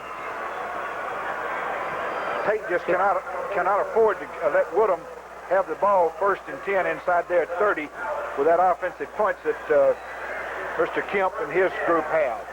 That's a Doug J. Allen in on the stop. 29-yard line, 1st and 10, Woodham. They give us to Arnold. He's to the 25-yard line and to the 23. Woodham playing with tremendous confidence right now. Running recklessly. We sometimes call that in the coaching ranks a back running recklessly and just running over people. 5-yard pickup to the 24-yard line. Inside handoff. Looks like Carl Jones got it again. He's short of the 1st down as he gets about to the 20-yard line. Victor Nettles in on the stop. Sophomore defensive tackle. Coach Sharp made the statement to me yesterday that he didn't believe there was no one in the area that was any more physical than his 5 offensive linemen. You'd have to go some. You have to probably go to the college ranks to find it. Kemp still has the ball on 3rd down and 2. Pitches it to Arnold. He won't pick up the 1st down. In fact, he might not get back to the line of scrimmage as Devin Simmons, number 20, in that linebacker, made the stop. Colburn also there, but the whole defensive line actually forced the play and strung it out a little bit. We know that they're not going to kick from their 20-something yard line. They're going 4th and about 4. Gordon Watley did a good job from his defensive end position to string that play out and enable Simmons to come up and make the stop. He loses a couple on the play, back to the 22. They stay in the wishbone. I believe we may see something different now. 4th and 4, they have to get to the 18. Yep. They give it to Lonnie Gould, and he struggles close to the 1st down. Reggie Fisher there to make the stop. Colburn also hitting him. But Gould is just a strong kid, about 190 pounds. P.J. Smith, the referee, is calling timeout to bring the chains in and measure. I believe he made it. Well, he was hit about the 21-yard line and really got 3 yards on his own. And if he did get those 3 yards to the 18, he does have the 1st down. That's the thing that impresses me about these running backs for Woodham. He does have it. By the nose of the football. And Woodham's really ready to go. They break the huddle and trip over the chains as they come. They got to wait to get the chains off the field and re-spot them at the 18-yard line. 4-yard pickup for Gould and a 1st down.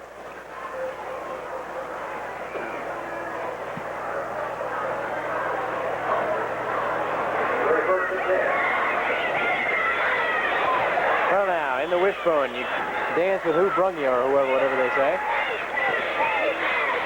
And they give it to Jones. He breaks a tackle. Flag goes down in the offensive backfield. That's usually holding from there. Jones went down to the 10-yard line for an 8-yard pickup, but we'll see if they call this one back.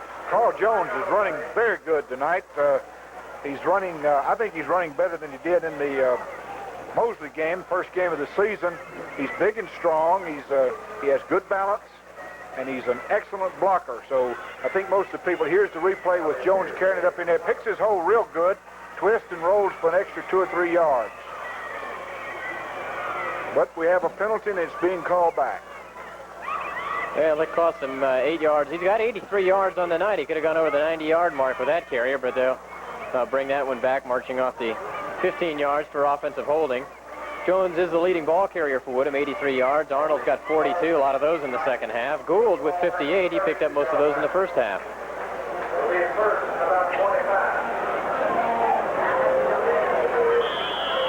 3:23 left to go in the third quarter. Woodham on top, 21-0. They've got a first down and 25 yards to go. Line of scrimmage at 32. Kemp now throws across the middle. Up to the running back, Gould. Nice catch, nice move to the 10. He's in for the touchdown. Lonnie Gould, great run. That's a great second and third effort.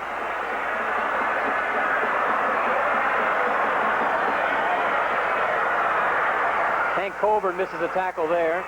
He eludes, I believe, they look like Devin Simmons, Reggie Fisher, and Victor Nettles giving chase to no avail. I believe it might have been Ceylon Brown instead of Devin Simmons who missed the stop there. Regardless, Gould scores on the 32-yard pass play. Woodham has taken a 27-0 lead. John Laycock on to attempt the extra point, but before he gets a chance to do that, flags go down. I believe we'll have a delay of game, and instead of kicking at 20 yards, they'll have to kick at 25. He's got the leg for that.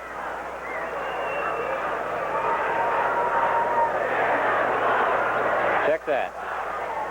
They'll march off a yard and a half against Tate. So apparently some encroachment there in the line of scrimmage. While we're offside. P.J. Smith is marching off the yardage, getting ready for the kick. Go ahead, Dan. Laycock gets a foot into it, and it's good. So the extra yard and a half didn't come into play. 28-0. Woodham is devastating tonight. Talking about Carl having 80-something yards before the third quarter is over. Calvin, when he played fullback in the Wishbone in 1974, there were several games, at least 5 out of the 10, that he had over 100 yards rushing, and had 2 halfbacks sitting on each side of him that ran the 100 under 10 seconds.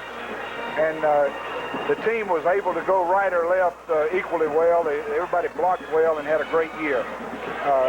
Calvin, tell us about the University of Southern Mississippi this year. I guess you're a little surprised with them. Yes, University of Southern Mississippi didn't get off to the start that I thought they would get off to. The first ball game, they looked really well. Second, third ball game, they really had to struggle, but they was in the ball game. They really got a good team. I'm just really looking for them to come on the rest part of the season. All right, Matthews puts the foot into it, and it sails again down to Doug Allen. 2 yards deep in the end zone, and it'll stay there. So Tate will take over on his 20-yard line, trailing 28-0 with 3:06 left to go in the third quarter. The Aggies have it's a must now to take the football, move it, and control it, and get points on the board. If they don't, with 3:06 to go, Dan, the Titans could really break the game open, and it could be a lot more scoring. Well, about 15 minutes to go in the ball game, so it's there is not much time, especially when you're down 28-0, and they may have to change that game plan a bit. Randy Burns pitching it to Doug Allen.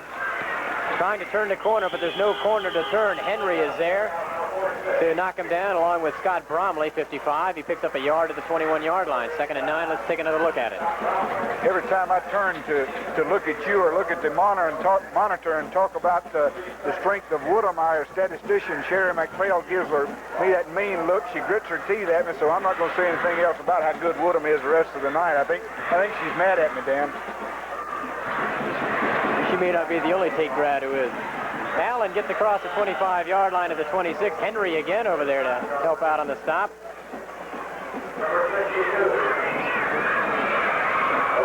Craig Lucia, the inside linebacker, 24.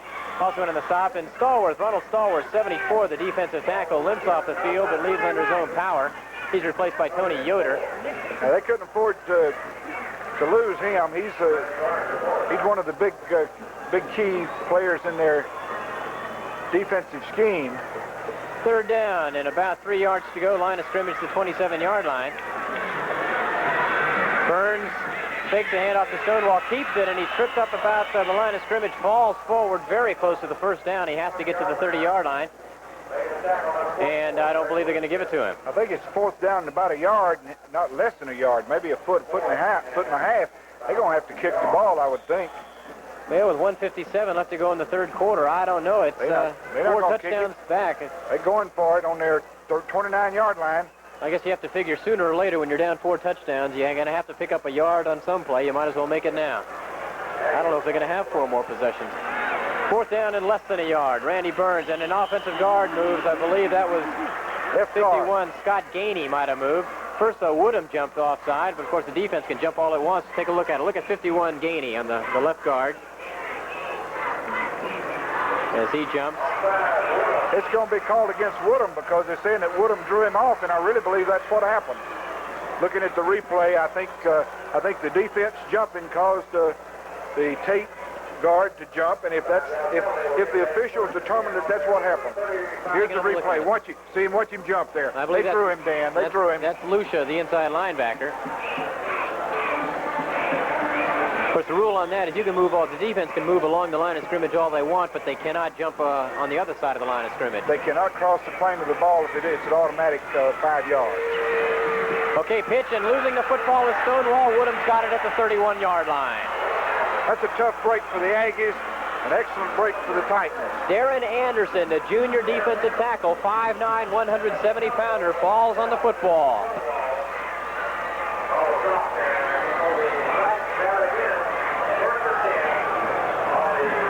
Well, just the thing that Woodham was afraid would happen, or Woodham was afraid would happen to them, losing the football, turning it over. They felt that was the only way that they really could hurt themselves tonight. Well, that's happened to Tate instead.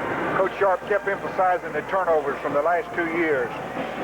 Less than a minute to go in the third quarter. Woodham, the give inside, I believe, to Carl Jones. Not much yardage there as he crosses the 30 to about the 29.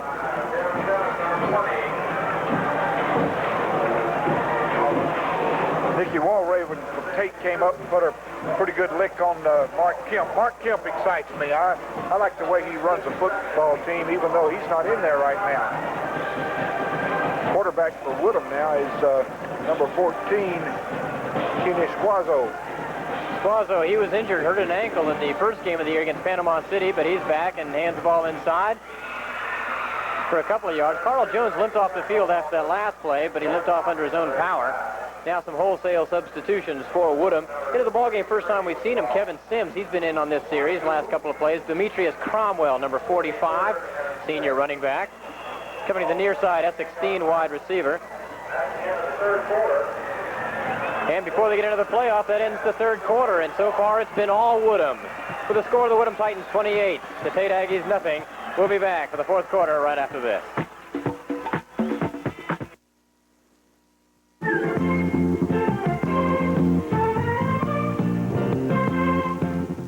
Hi, I'm Cassandra Baker, inviting you to join us each week for the program You. Throughout the year, we'll talk with interesting people about such topics as juvenile delinquency, divorce, abortion, and also bring you highlights of what's going on around Pensacola. Join us at our new time, Saturdays and Tuesdays at 7:30 p.m. for You.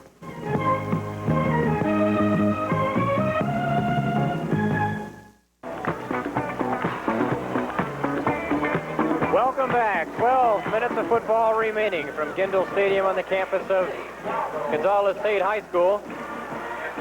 It's been all Woodham so far tonight. If there were any questions whether this would be the #1 team in the state or certainly deserving of that consideration, they've been dispelled this evening because this is an excellent Tate Aggie team, and Woodham has really taken it to them so far tonight. 12 minutes to go. Squazzo at quarterback sends Cromwell in motion. The up back Gould fake the handoff there. Squazzo keeps it, turns it upfield to the 20-yard line. Kenny Squazzo. Squazzo has quick feet, real quick feet. Can make his cut real good. Go downfield, gets his shoulders parallel with the line of scrimmage. He looks pretty good. And they give him the first down on the play. So Squazzo gets to the 21, picking up 8 yards on the carry. Again, he sends a couple backs over to the wing, Sims and Cromwell, and Gould remains in at fullback. Fake call, and Squazzo throwing across the middle, incomplete. Colburn breaking it up. Cromwell was the intended receiver. The pass was deflected by a linebacker before then.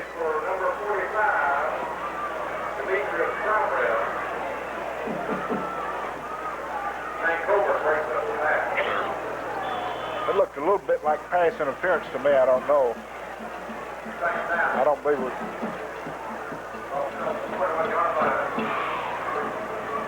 I'm sure that P.J. Smith and Touchstone and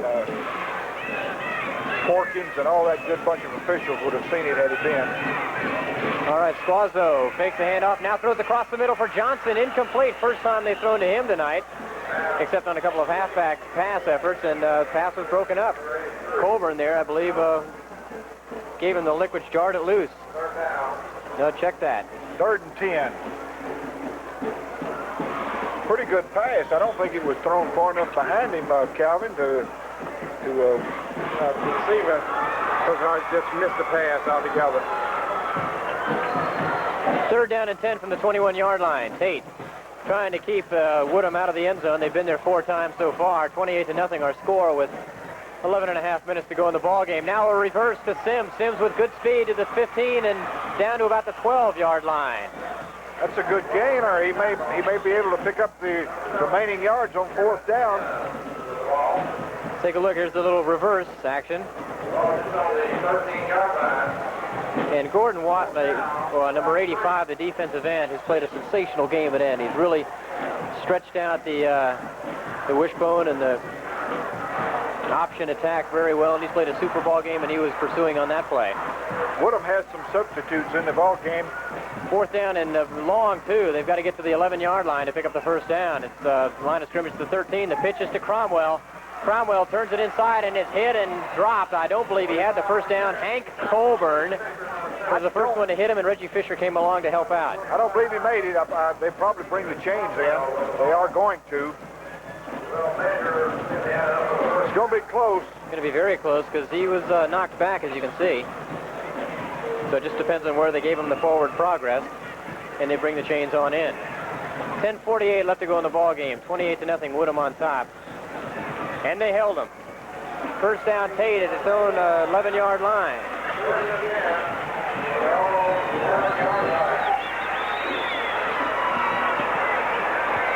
The crowd really has not had all that much to yell about on this side. A tremendous enthusiasm early, but Woodham scored the first 2 times they had the football.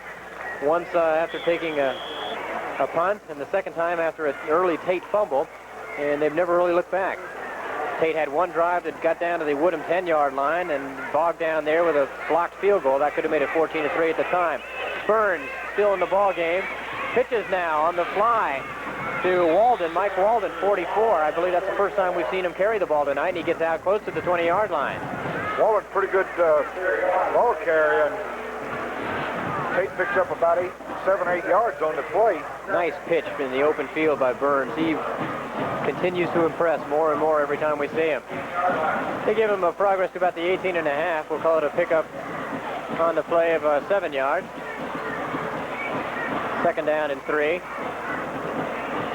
Chieftain gets across the 20-yard line, but and very close to a first down. Kind of a mix-up there in the backfield, I think. They're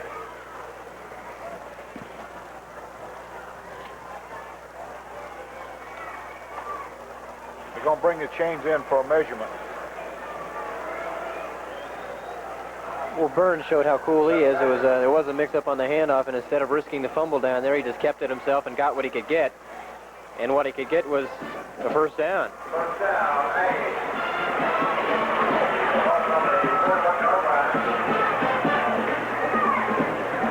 9:56 left to go in a ball game, a game that has belonged to Woodham pretty much from the start. I doubt that there's ever been a Carl Madison coach team that didn't score in a football game. Yeah, the pitch is to Doug Allen. They've got a lot of time. He's got some room here to the 30. Runs over a man and gets out close to the 40-yard line. The man he hit was Curtis Howard, the free safety. Ran right over him and got another 2 or 3 yards for his effort. He lowered his head and did an excellent job. Really found the opening there.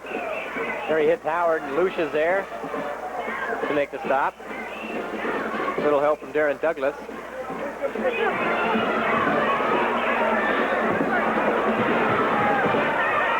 All right, 1st and 10 from the 39-yard line. Walden with the carry. Gets back to the line of scrimmage and maybe a yard, not much more than that. That's good defense. Woodham just, I don't know, they're really awesome offensively and defensively. I can't find a weak spot at any position. They strung the pitch out, or what we call the pitch, the sweep, and got some people up there and made the tackle for maybe a foot gain. We'll give them a yard to the 40-yard line. 9 minutes to go in the ball game now. Burns hands off to Mixon, and Mixon gets to the 43-yard line and give him about 3 yards there.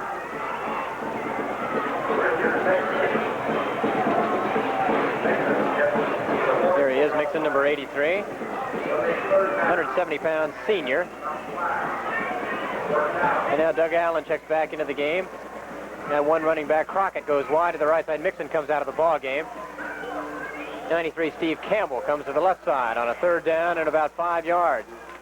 Burns, and there's a mix-up there. Burns went right, the running backs went left, and he faked a handoff to nobody in particular.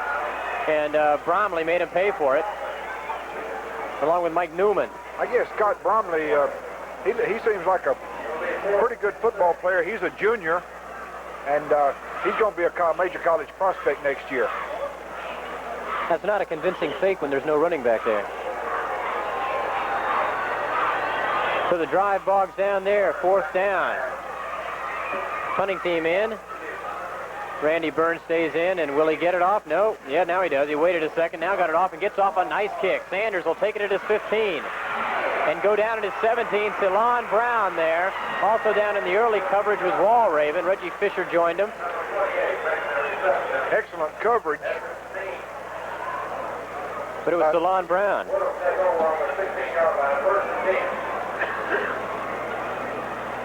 I don't remember Tate ever being shut out either. It's a little early, 7:55 left to go in the ball game.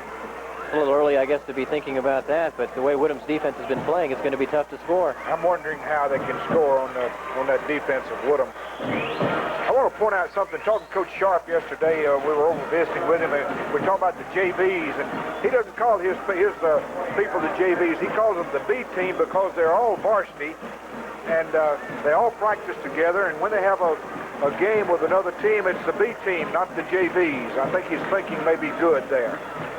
Squazzo gives the ball to Carl Jones. Good to see him back in the game after he limped out about 5 minutes ago. He doesn't get any yardage on it, but at least he was running. Carl is a junior. He'll be a senior for the Titans next year, and some of the college people have told me, Calvin, that he will be a major college prospect if he continues to improve a little bit. Well, a lot of them depend on what we do this year and his senior year. If he has a good year and another year, he'll have a good 6:44 left to go in the ball game. Squazzo fakes the handoff to Jones and turns it upfield himself. Doesn't get to the 20-yard line. Goes down there, and Victor Nettles falls on him. Pickup of about 3 yards. It'll be 3rd and 7, and important for the Titans with 6:25 to go to get a 1st down. It may be important to Tate to keep them from getting the 1st down. It might be a little bit more important for Tate to stop him than it is for Woodham to keep it at this point. Take the handoff. Squazzo keeps it, turns it upfield. 1st down and then some. Out across the 40-yard line to the 43. Ceylon Brown drags him down. Walraven also there.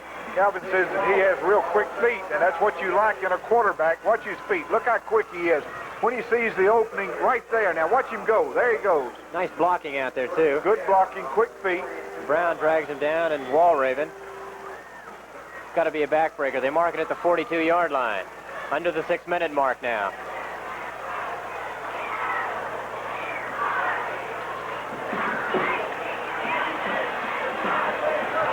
Gould to the 45, the 40. Flag goes down as he's dragged down at the 31. I believe they might have caught a face mask.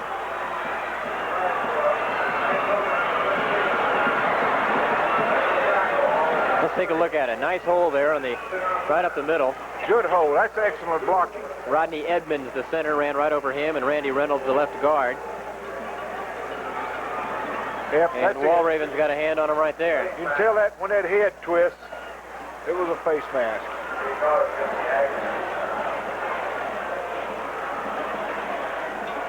So Gould picks up down to the 31-yard line, and I believe they'll tack some yardage on after that. Next week, the Aggies will take on the Biloxi High School Indians from Biloxi, Mississippi, and I think it will be here at Kendall Stadium. And the Woodham High School Titans will entertain the St. Martin High School from Biloxi, Mississippi, and that will be at home at Woodham High School. That 27-yard pickup for Gould gives him 86 on the night. Of course, Jones has 85 unofficially, so we said they had no stars. They just have a whole lot of horses that'll pick up your 75, 80-yard games. Give inside, too. Hey, we'll check the number in a second. We're getting across the 15-yard line. That was Gould. Check that. It was, I believe, 32 Arnold now. That's who the official score is giving the credit to. And Arnold gets inside the 15 to about the 13-yard line. I don't believe Carl's been back since he limped out, has he? Carl has been back in the ballgame. He had one run earlier. Okay. I think he's just letting us know that he's okay. Give inside to Gould. No, Squazzo hangs on to it. Gets to the 10-yard line. It'll be about third down and close to 5. No, about 4. 4:42, 41-40. Time clicking away. Woodham, of course, I guess when these two teams get together, neither team could score too many points, but Woodham just as happy just to let the clock run out. 10-yard line, the line of scrimmage, third down at 4. Squazzo gives off to the up-back and knocked down short of the first down. That was Carl Jones, still healthy. He didn't have much of a hole there. Got about a yard. Fourth down and about 3. Now you have a little situation. If you go for it, they say, are you running up the score? If you kick the field goal, they say, are you running up the score on me? So they'll go for it. Fourth down and 3. They have to get just about to the 6-yard line. Wishbone. Squazzo turns it up and doesn't get it, but so for the second time. He had the pitch. If he'd have made his pitch, he misread it. If he'd have made his pitch to his back, he'd have walked in the end zone. Well, the way this team is coached, I think he'll probably learn that before too long. Well, he's the second-string quarterback. He hadn't had the experience out there under pressure, Dan, and he's doing an excellent job. I like him. I think he's going to be a good quarterback. Well, the Tate defense does a good job to stop the Woodham drive. Nice, and they got a nice hand as they came off the field. Certainly a dispirited crowd. We've heard very little from them in the second half, and with good reason, but they still show the class that is Tate. Pitch to running back Allen and turns it outside, gets to the 15 and finally knocked out at the 17-yard line. Over there, Mike Newman to lower the boom on him.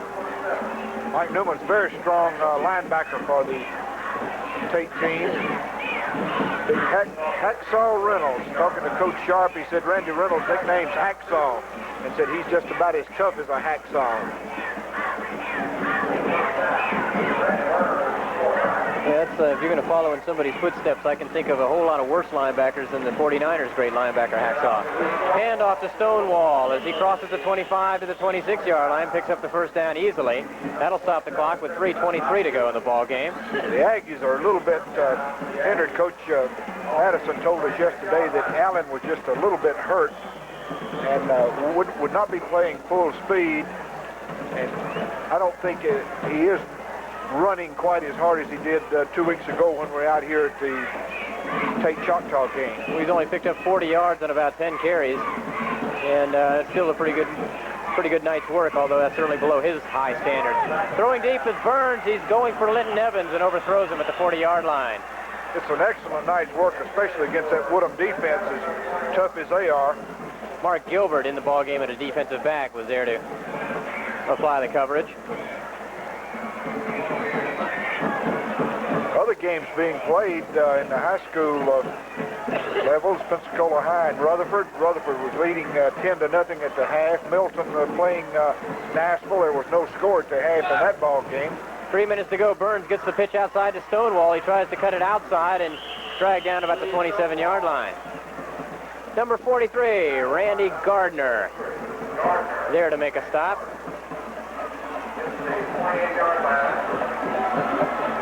Randy Gardner is the son of one of our engineers.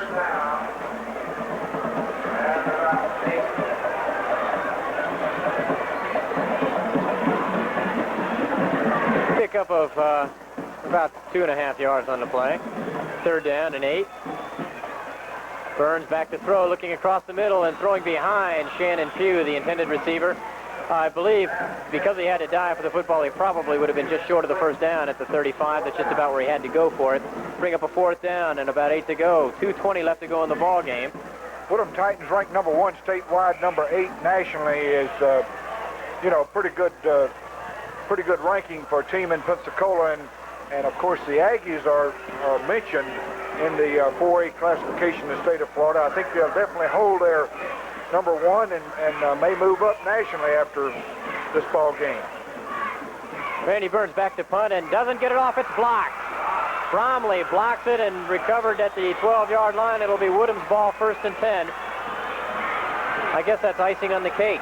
2:14 left to go in the ball game, and Woodham, if there's any mistake that the game and the night has belonged to the Woodham Titans, that's been certainly dispelled this evening. Guazzo's coming back in to quarterback the team.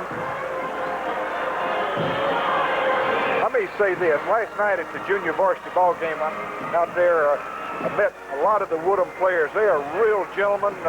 They're just fine young men, and they have great leadership by Coach Sharp and everybody. They're going places in this old world. Guazzo pitches to Sims. He gets inside the 10 to about the 8-yard line. Guazzo read that excellent, Dan. He read it and made the pitch. Everything went real good on that play for Woodham. Here again, Gordon Watley forcing him to make that pitch. Watley has really played a superb ball game tonight.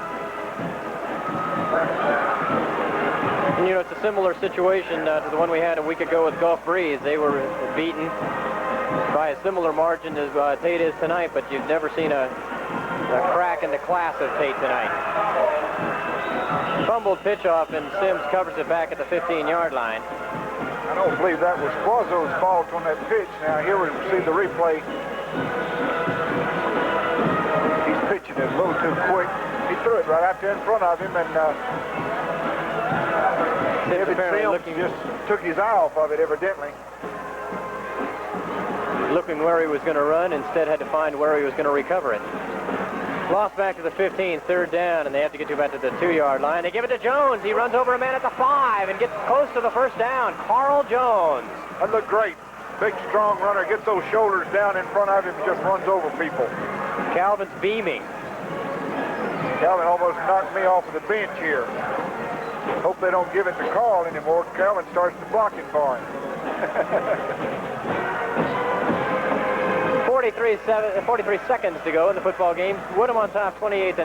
Dan, I want to especially thank the administration, Mr. Godwin and his assistant principals, and Carl Madison out here at Tate. They cooperated with us all week and helped us, let us do what we wanted to, and whatever we could do to televise and give better coverage of the ball game. Also, Fred Househalter, all the people at Woodham and Don Sharp, they took time out to get with us and talk to us, and we certainly appreciate that. We want to wish both of them much success the remainder of the season.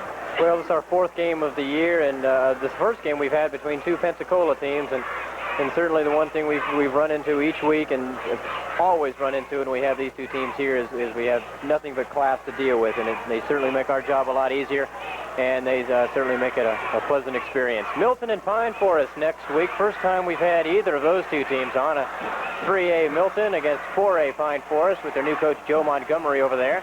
Looking forward to working with Coach Montgomery next week in preparations for the ball game, and of course Hurley Manning. It's always a thrill to be with Hurley and his people. So we'll have a great ball game. it'll be a close ball game, I imagine. Hard fought, real hard-nosed football. So we'll be at Pine Forest next Saturday morning. Hope all of you will be watching at 9 a.m. Pine Forest, an exciting offensive team. 39 seconds to go, third down. Or fourth down, rather, and about a yard to go. And they give the ball to Cromwell. He fumbles it, loses it, and I believe Tate has recovered. Number 42, Dennis Smith, falls on it at the 1-yard line. So that's good. That's 28-0. That was a good lick. Look at that. Good lick. I believe that's Reggie Fisher applying the lick, 77. Either that or...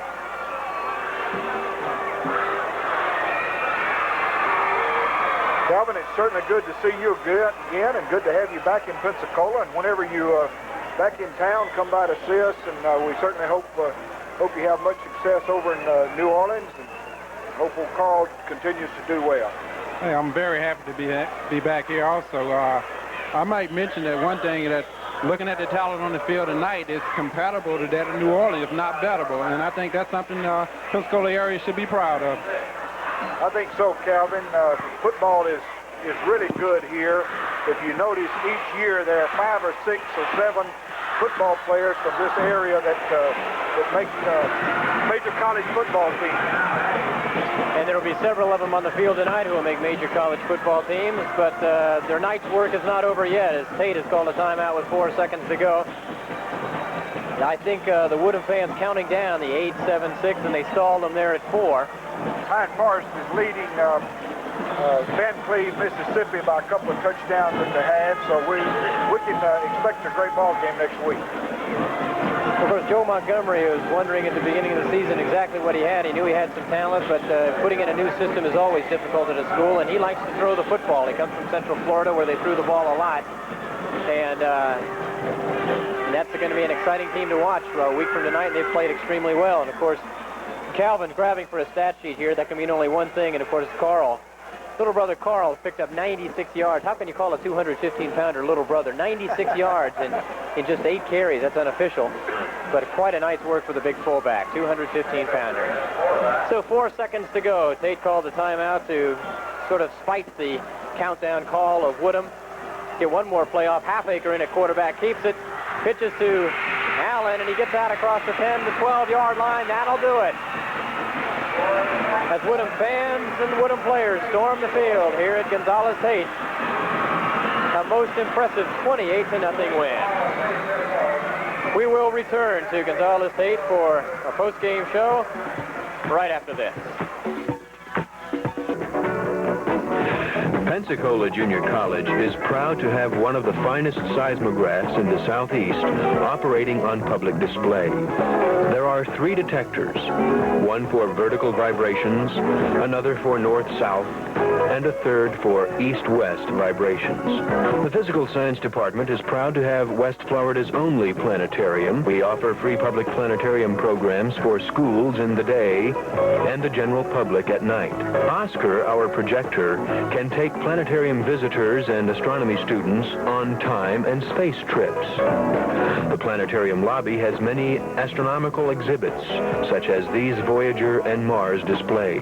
We offer courses in physics, geology, earth sciences, astronomy, and surveys of the physical sciences. Take them for college credit or for your own interests.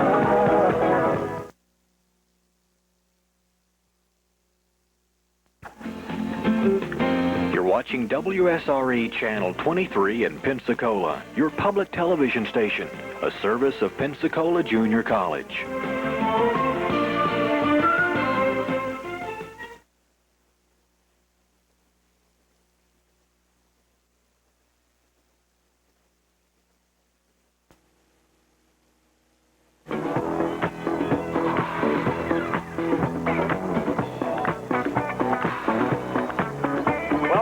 To a rapidly emptying Gendel Stadium on the campus of Gonzales State High School, where you've just seen Woodham further solidify its #1 ranking in the state of Florida and perhaps move up in the mythical #8 ranking in the nation. 28-0 over Gonzales State tonight. Last time we remember Tate ever being shut out was just about never. Really, I can't remember it. I can never remember Tate being shut out at all. To run down the scoring for you, Woodham got on the scoreboard the first 2 times they held the football.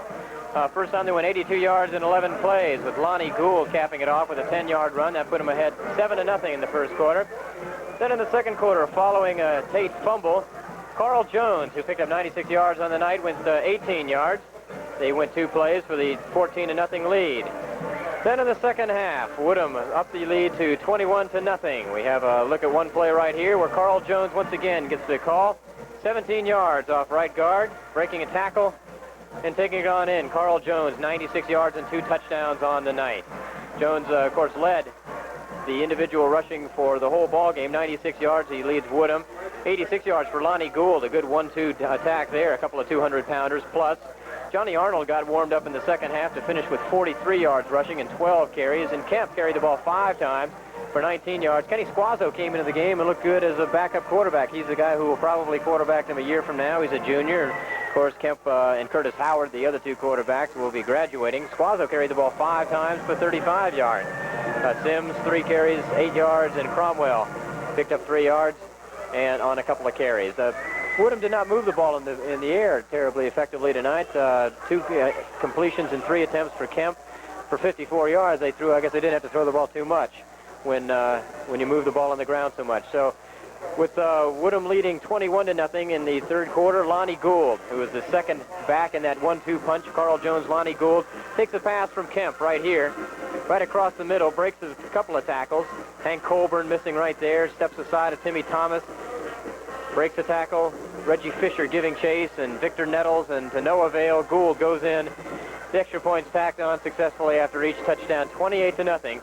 Woodham drove a couple of times in the game's final moments, but Tate's defense stiffened and won the battle of pride there in the final moments. The final statistics, as expected, would definitely favor Woodham. First downs on edge, 16-9. Yards on the ground, 271 yards to 141 for Tate. That was Tate's entire offense. 46 yards in the air for Woodham, all those in the second half, for a 317 to 141, substantial 2-1 margin there. Penalties, they cleaned up the act a little bit in the second half. Woodham 60 penalty yards, Tate 50 for the ball game. Turnovers, Tate a couple, and Woodham avoided the turnover jinx. They only turned it over once. That was at the final drive, which really meant nothing. And Tate punted the ball 4 times. And to show you how well Woodham controlled the ball, they only had to punt the ball once, and they held on to it for 27 out of the 48 minutes in the ball game. So Woodham definitely dominant tonight, Jet. If there were any questions before about how good Woodham is, I guess you'd have to answer them negatively right now. Dan, I certainly think that Woodham is awesome in every aspect. I think their offensive line is the best I've seen in a long time. Their defensive line, their linebacker, secondary, running backs, quarterback Mark Kemp, not a star but a great quarterback, good backup in Squazzo. Good receivers. Woodham has it all. I look for them to go all the way unless something unusual happens. But keep the Tate Aggies are well coached, good school spirit, and some good athletes. They're going to win a lot of ball games, and good luck to them. You were talking about the defensive effort tonight. You know, they held Doug Allen to 40 yards. Stonewall picked up 38. He ran well for Tate. And Burns picked up 36, so there was some balanced rushing, but the numbers just weren't big enough. Next week, we'll be at Pine Forest. The first look we'll get at Pine Forest and Milton as they go at it. If you like to see the ball in the air, I think you're going to like this one, because Pine Forest loves to put it up, and they've scored a lot of points here early and surprise some people by playing well. That's where we'll be next week. That'll more than do it for tonight. As from Gindel Stadium at Tate High School, Woodham has topped Tate 28-0. This evening at 9, it's Matinee at the Bijou with Zorro's Fighting Legions, followed by Six Gun Heroes with The Big Show. Coming up next, Odyssey.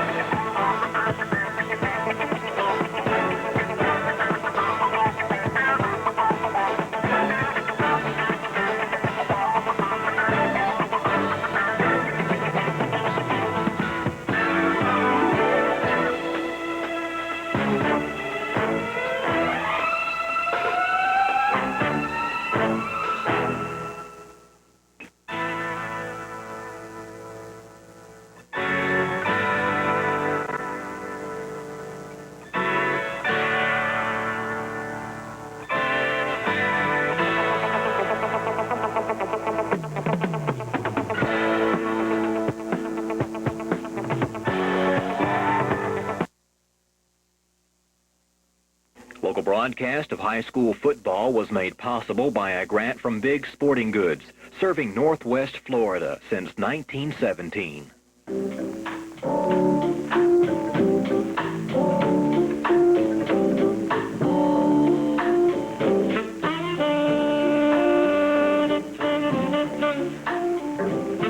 Okay, 5 minutes, gals. Tosh, you've got to get your hair up. You got to be up. I want to do it like Bill and Al, but slick and soft, no part. 5 minutes. 5 minutes, kids. Come on.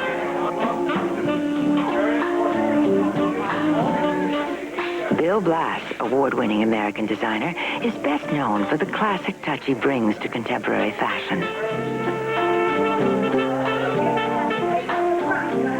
Now, his concept of fragrance, the definitive fashion accessory, is the newest touch of Blass.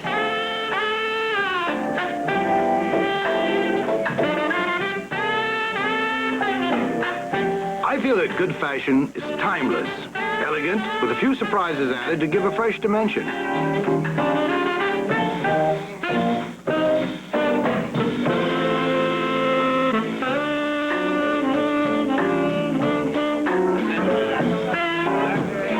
Great party, Bill, and your show was terrific. Thanks.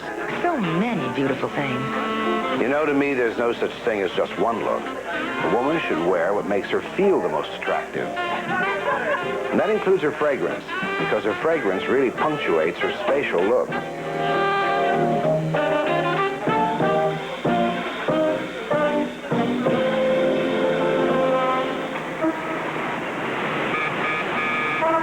Hi, Gail. Well, what's up for today? Lisa Morel is here for a fitting. You know, instead of the red coat, Lisa, would you ever wear a red fox up around your neck like that? I think it would be a great look. Excuse me, Bill. Another reporter asked me about the new fragrance. Hey, good. Hello? Good morning, how are you? Well, yes, actually, you see, the fragrance is something I wanted to do for a long time. I firmly believe that fragrance, for today's woman, is really her crowning accessory. You know, spending weekends at this wonderful old house gives me a chance to relax. I do get some of my best ideas here for the comfortable classic clothes that are really indigenous to the American woman's flexible city-country lifestyle. It's not enough for fragrance to reflect a single mood. It has to be livable with an interesting personality, like today's woman. Fragrance is fashion, fashion is fragrance. Each is the other's creation.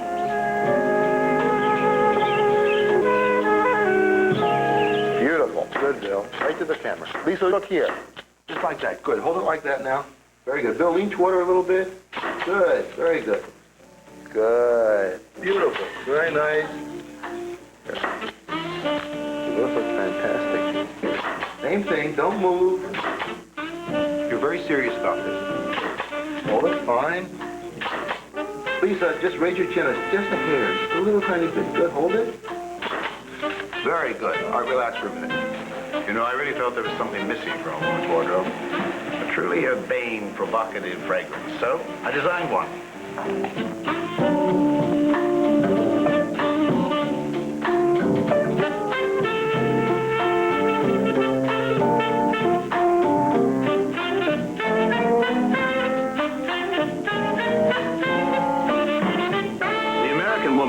What she wants. I don't dictate fashion to her.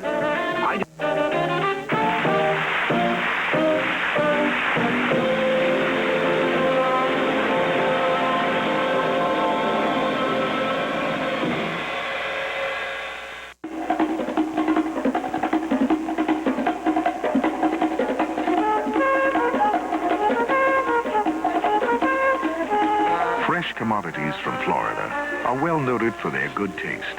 But many can also be used as garnishes to brighten other dishes.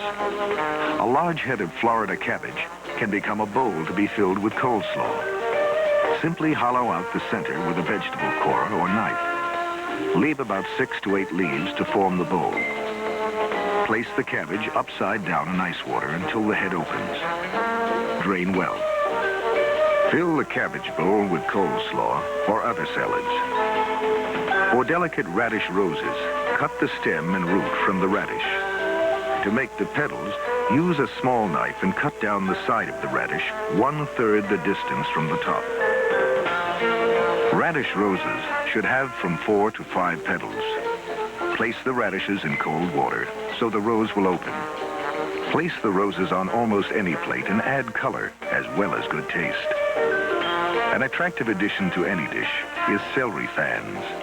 Select a medium-large stalk of celery. Cut the stalk into 2-inch lengths. At the wider end, make a series of 1-inch parallel cuts so that you have a fringe. Place the celery in ice water so that the fringe will fan out. Placed on a diet salad, celery fans will add eye appeal as well as zest to the diet. Another flavor adder as well as a crisp garnish is Florida carrot curls. Wash and scrape a long carrot. With a sharp floating edge vegetable peeler, cut off thin strips of carrot and curl the strips around the finger. To hold the curls in place, insert toothpicks and place the completed carrot curls in ice water. These little curls will add just the right touch to the best of dishes. Tasty Florida tomatoes can become cups for a favorite meat salad. After washing, slice off the upper 1/4 of the tomato. With a sharp knife, carefully cut through the membrane connecting the center of the tomato to the tomato walls. Cut an X across and through the tomato center. Scoop out the inside with a spoon. Fill the tomato shell with chicken or tuna salad or any number of salad treats. Garnishes made with the help of fresh Florida products will add interest as well as good taste to any dish. For this and other delicious food ideas from Florida agriculture, write Mini Menus, Mayo Building, Tallahassee, Florida, 32304. And remember, good things come from Florida agriculture.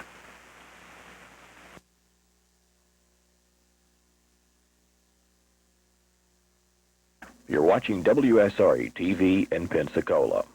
The following program contains material which may be considered adult in nature. Funding for Odyssey was provided by the National Endowment for the Humanities.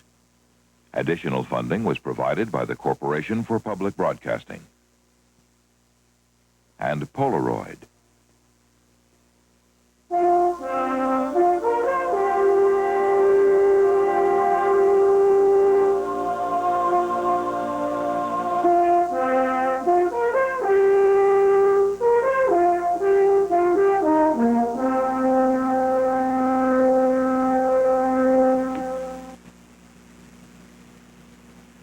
At the western end of the Republic of Indonesia, off the west coast of the island of Sumatra, lie the Mentawaian Islands.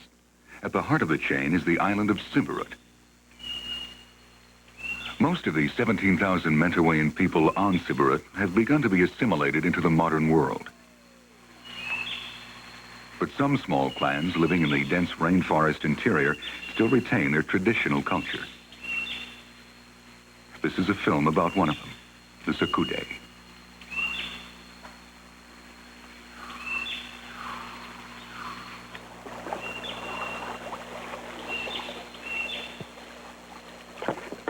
The Sukude believe that everything has a soul, and that all souls touch and influence each other.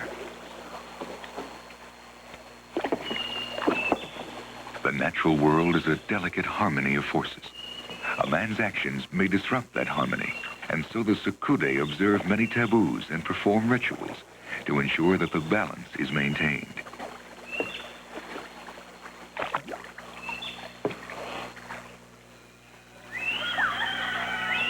All places, sky, earth, and water have spirits.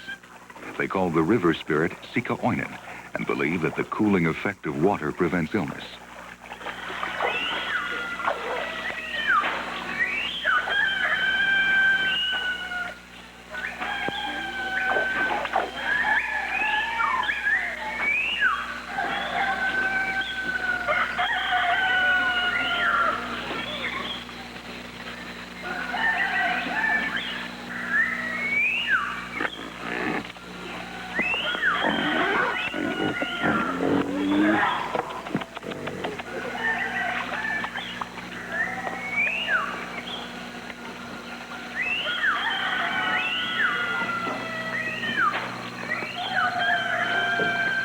It is a communal society. The Sakude live in a common clan house called an Uma. There are no chiefs. All are considered equal. And decisions are made in a general council, including all members of the clan.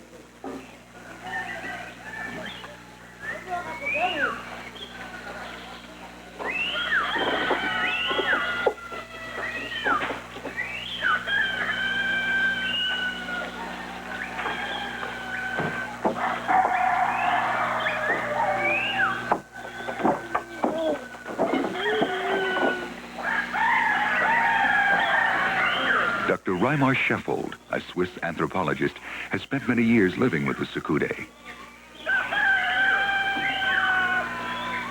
The clan house, the Uma, is a village under one roof.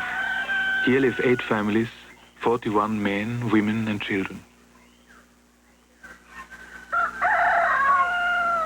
The house has 3 rooms, the front for relaxing, the center room with a communal hearth and the dance floor, and the rear room where the women do household work and take care of the smallest children.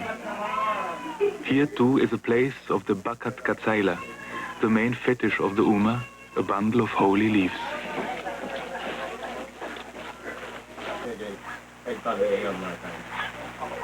The skulls of pigs sacrificed during feasts are also hung in the rafters to attract prosperity to the Uma.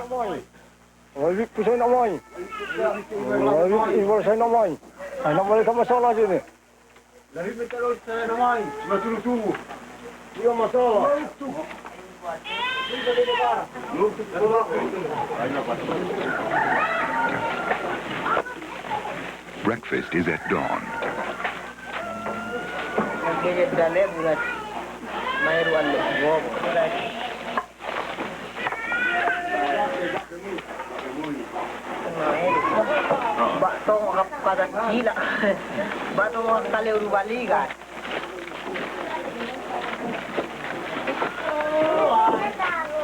The Sakude make their flour from the sago palm. Sometimes mixed with coconut, it is wrapped in its own leaves to be roasted over an open fire.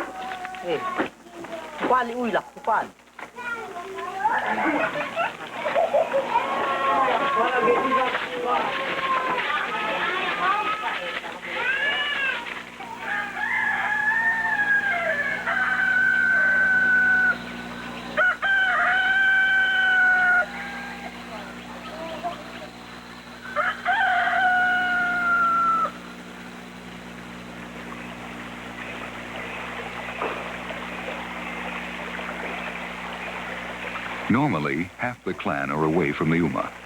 Some have gone downstream to trade at the coast, some are visiting neighbors. But most are living in field houses near their gardens. This couple, Amandu Matkeri and his wife Baidu Matkeri, are going to their gardens. Amandu Matkeri is a man full of initiatives. He communicates easily. He understood very quickly that things which are obvious to a Sakude are not necessarily obvious to us.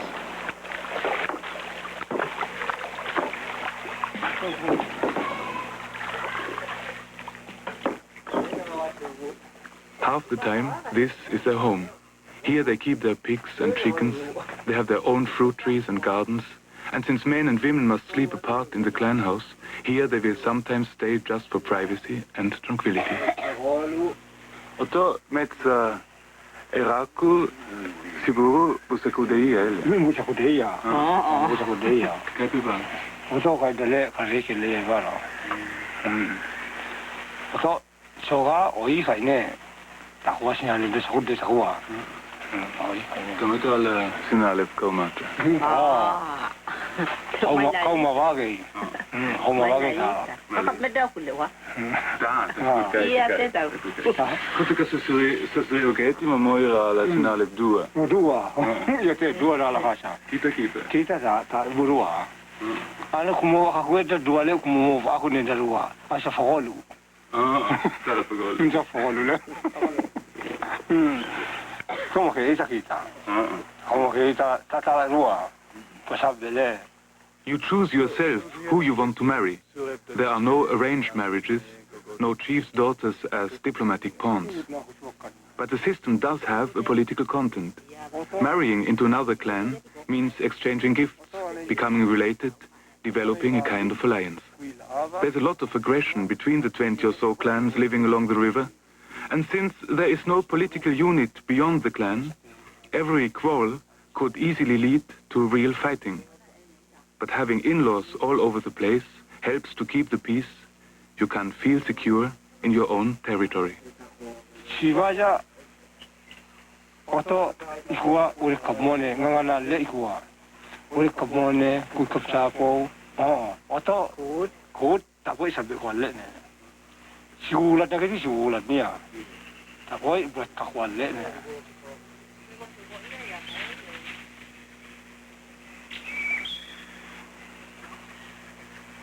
A Manumat Carey owns this tree in the sense that only he can chop it down or give it away. But any other member of the clan can take a couple of coconuts anytime he feels like it, without asking permission. Coconuts are especially important as they are the main thing the Mentawaians can offer the people from Sumatra in exchange for iron tools, cloth and tobacco. But the range of goods is limited, and a point is soon reached when owning more doesn't make any sense. Your daily needs are easily satisfied, the soil is fertile, and space is abundant. There is much leisure. The Sakude may be at the Stone Age level of development, but it has always been my impression that it's a luxury Stone Age. Moile moile is their favorite saying. Don't hurry, don't hurry. Tak cerita ni dah kawaran ni aku ni tu bara kuut kuut kasar le atau mau aku dah kuut tak musel le aku ni dah atau ya aku kai rumah ita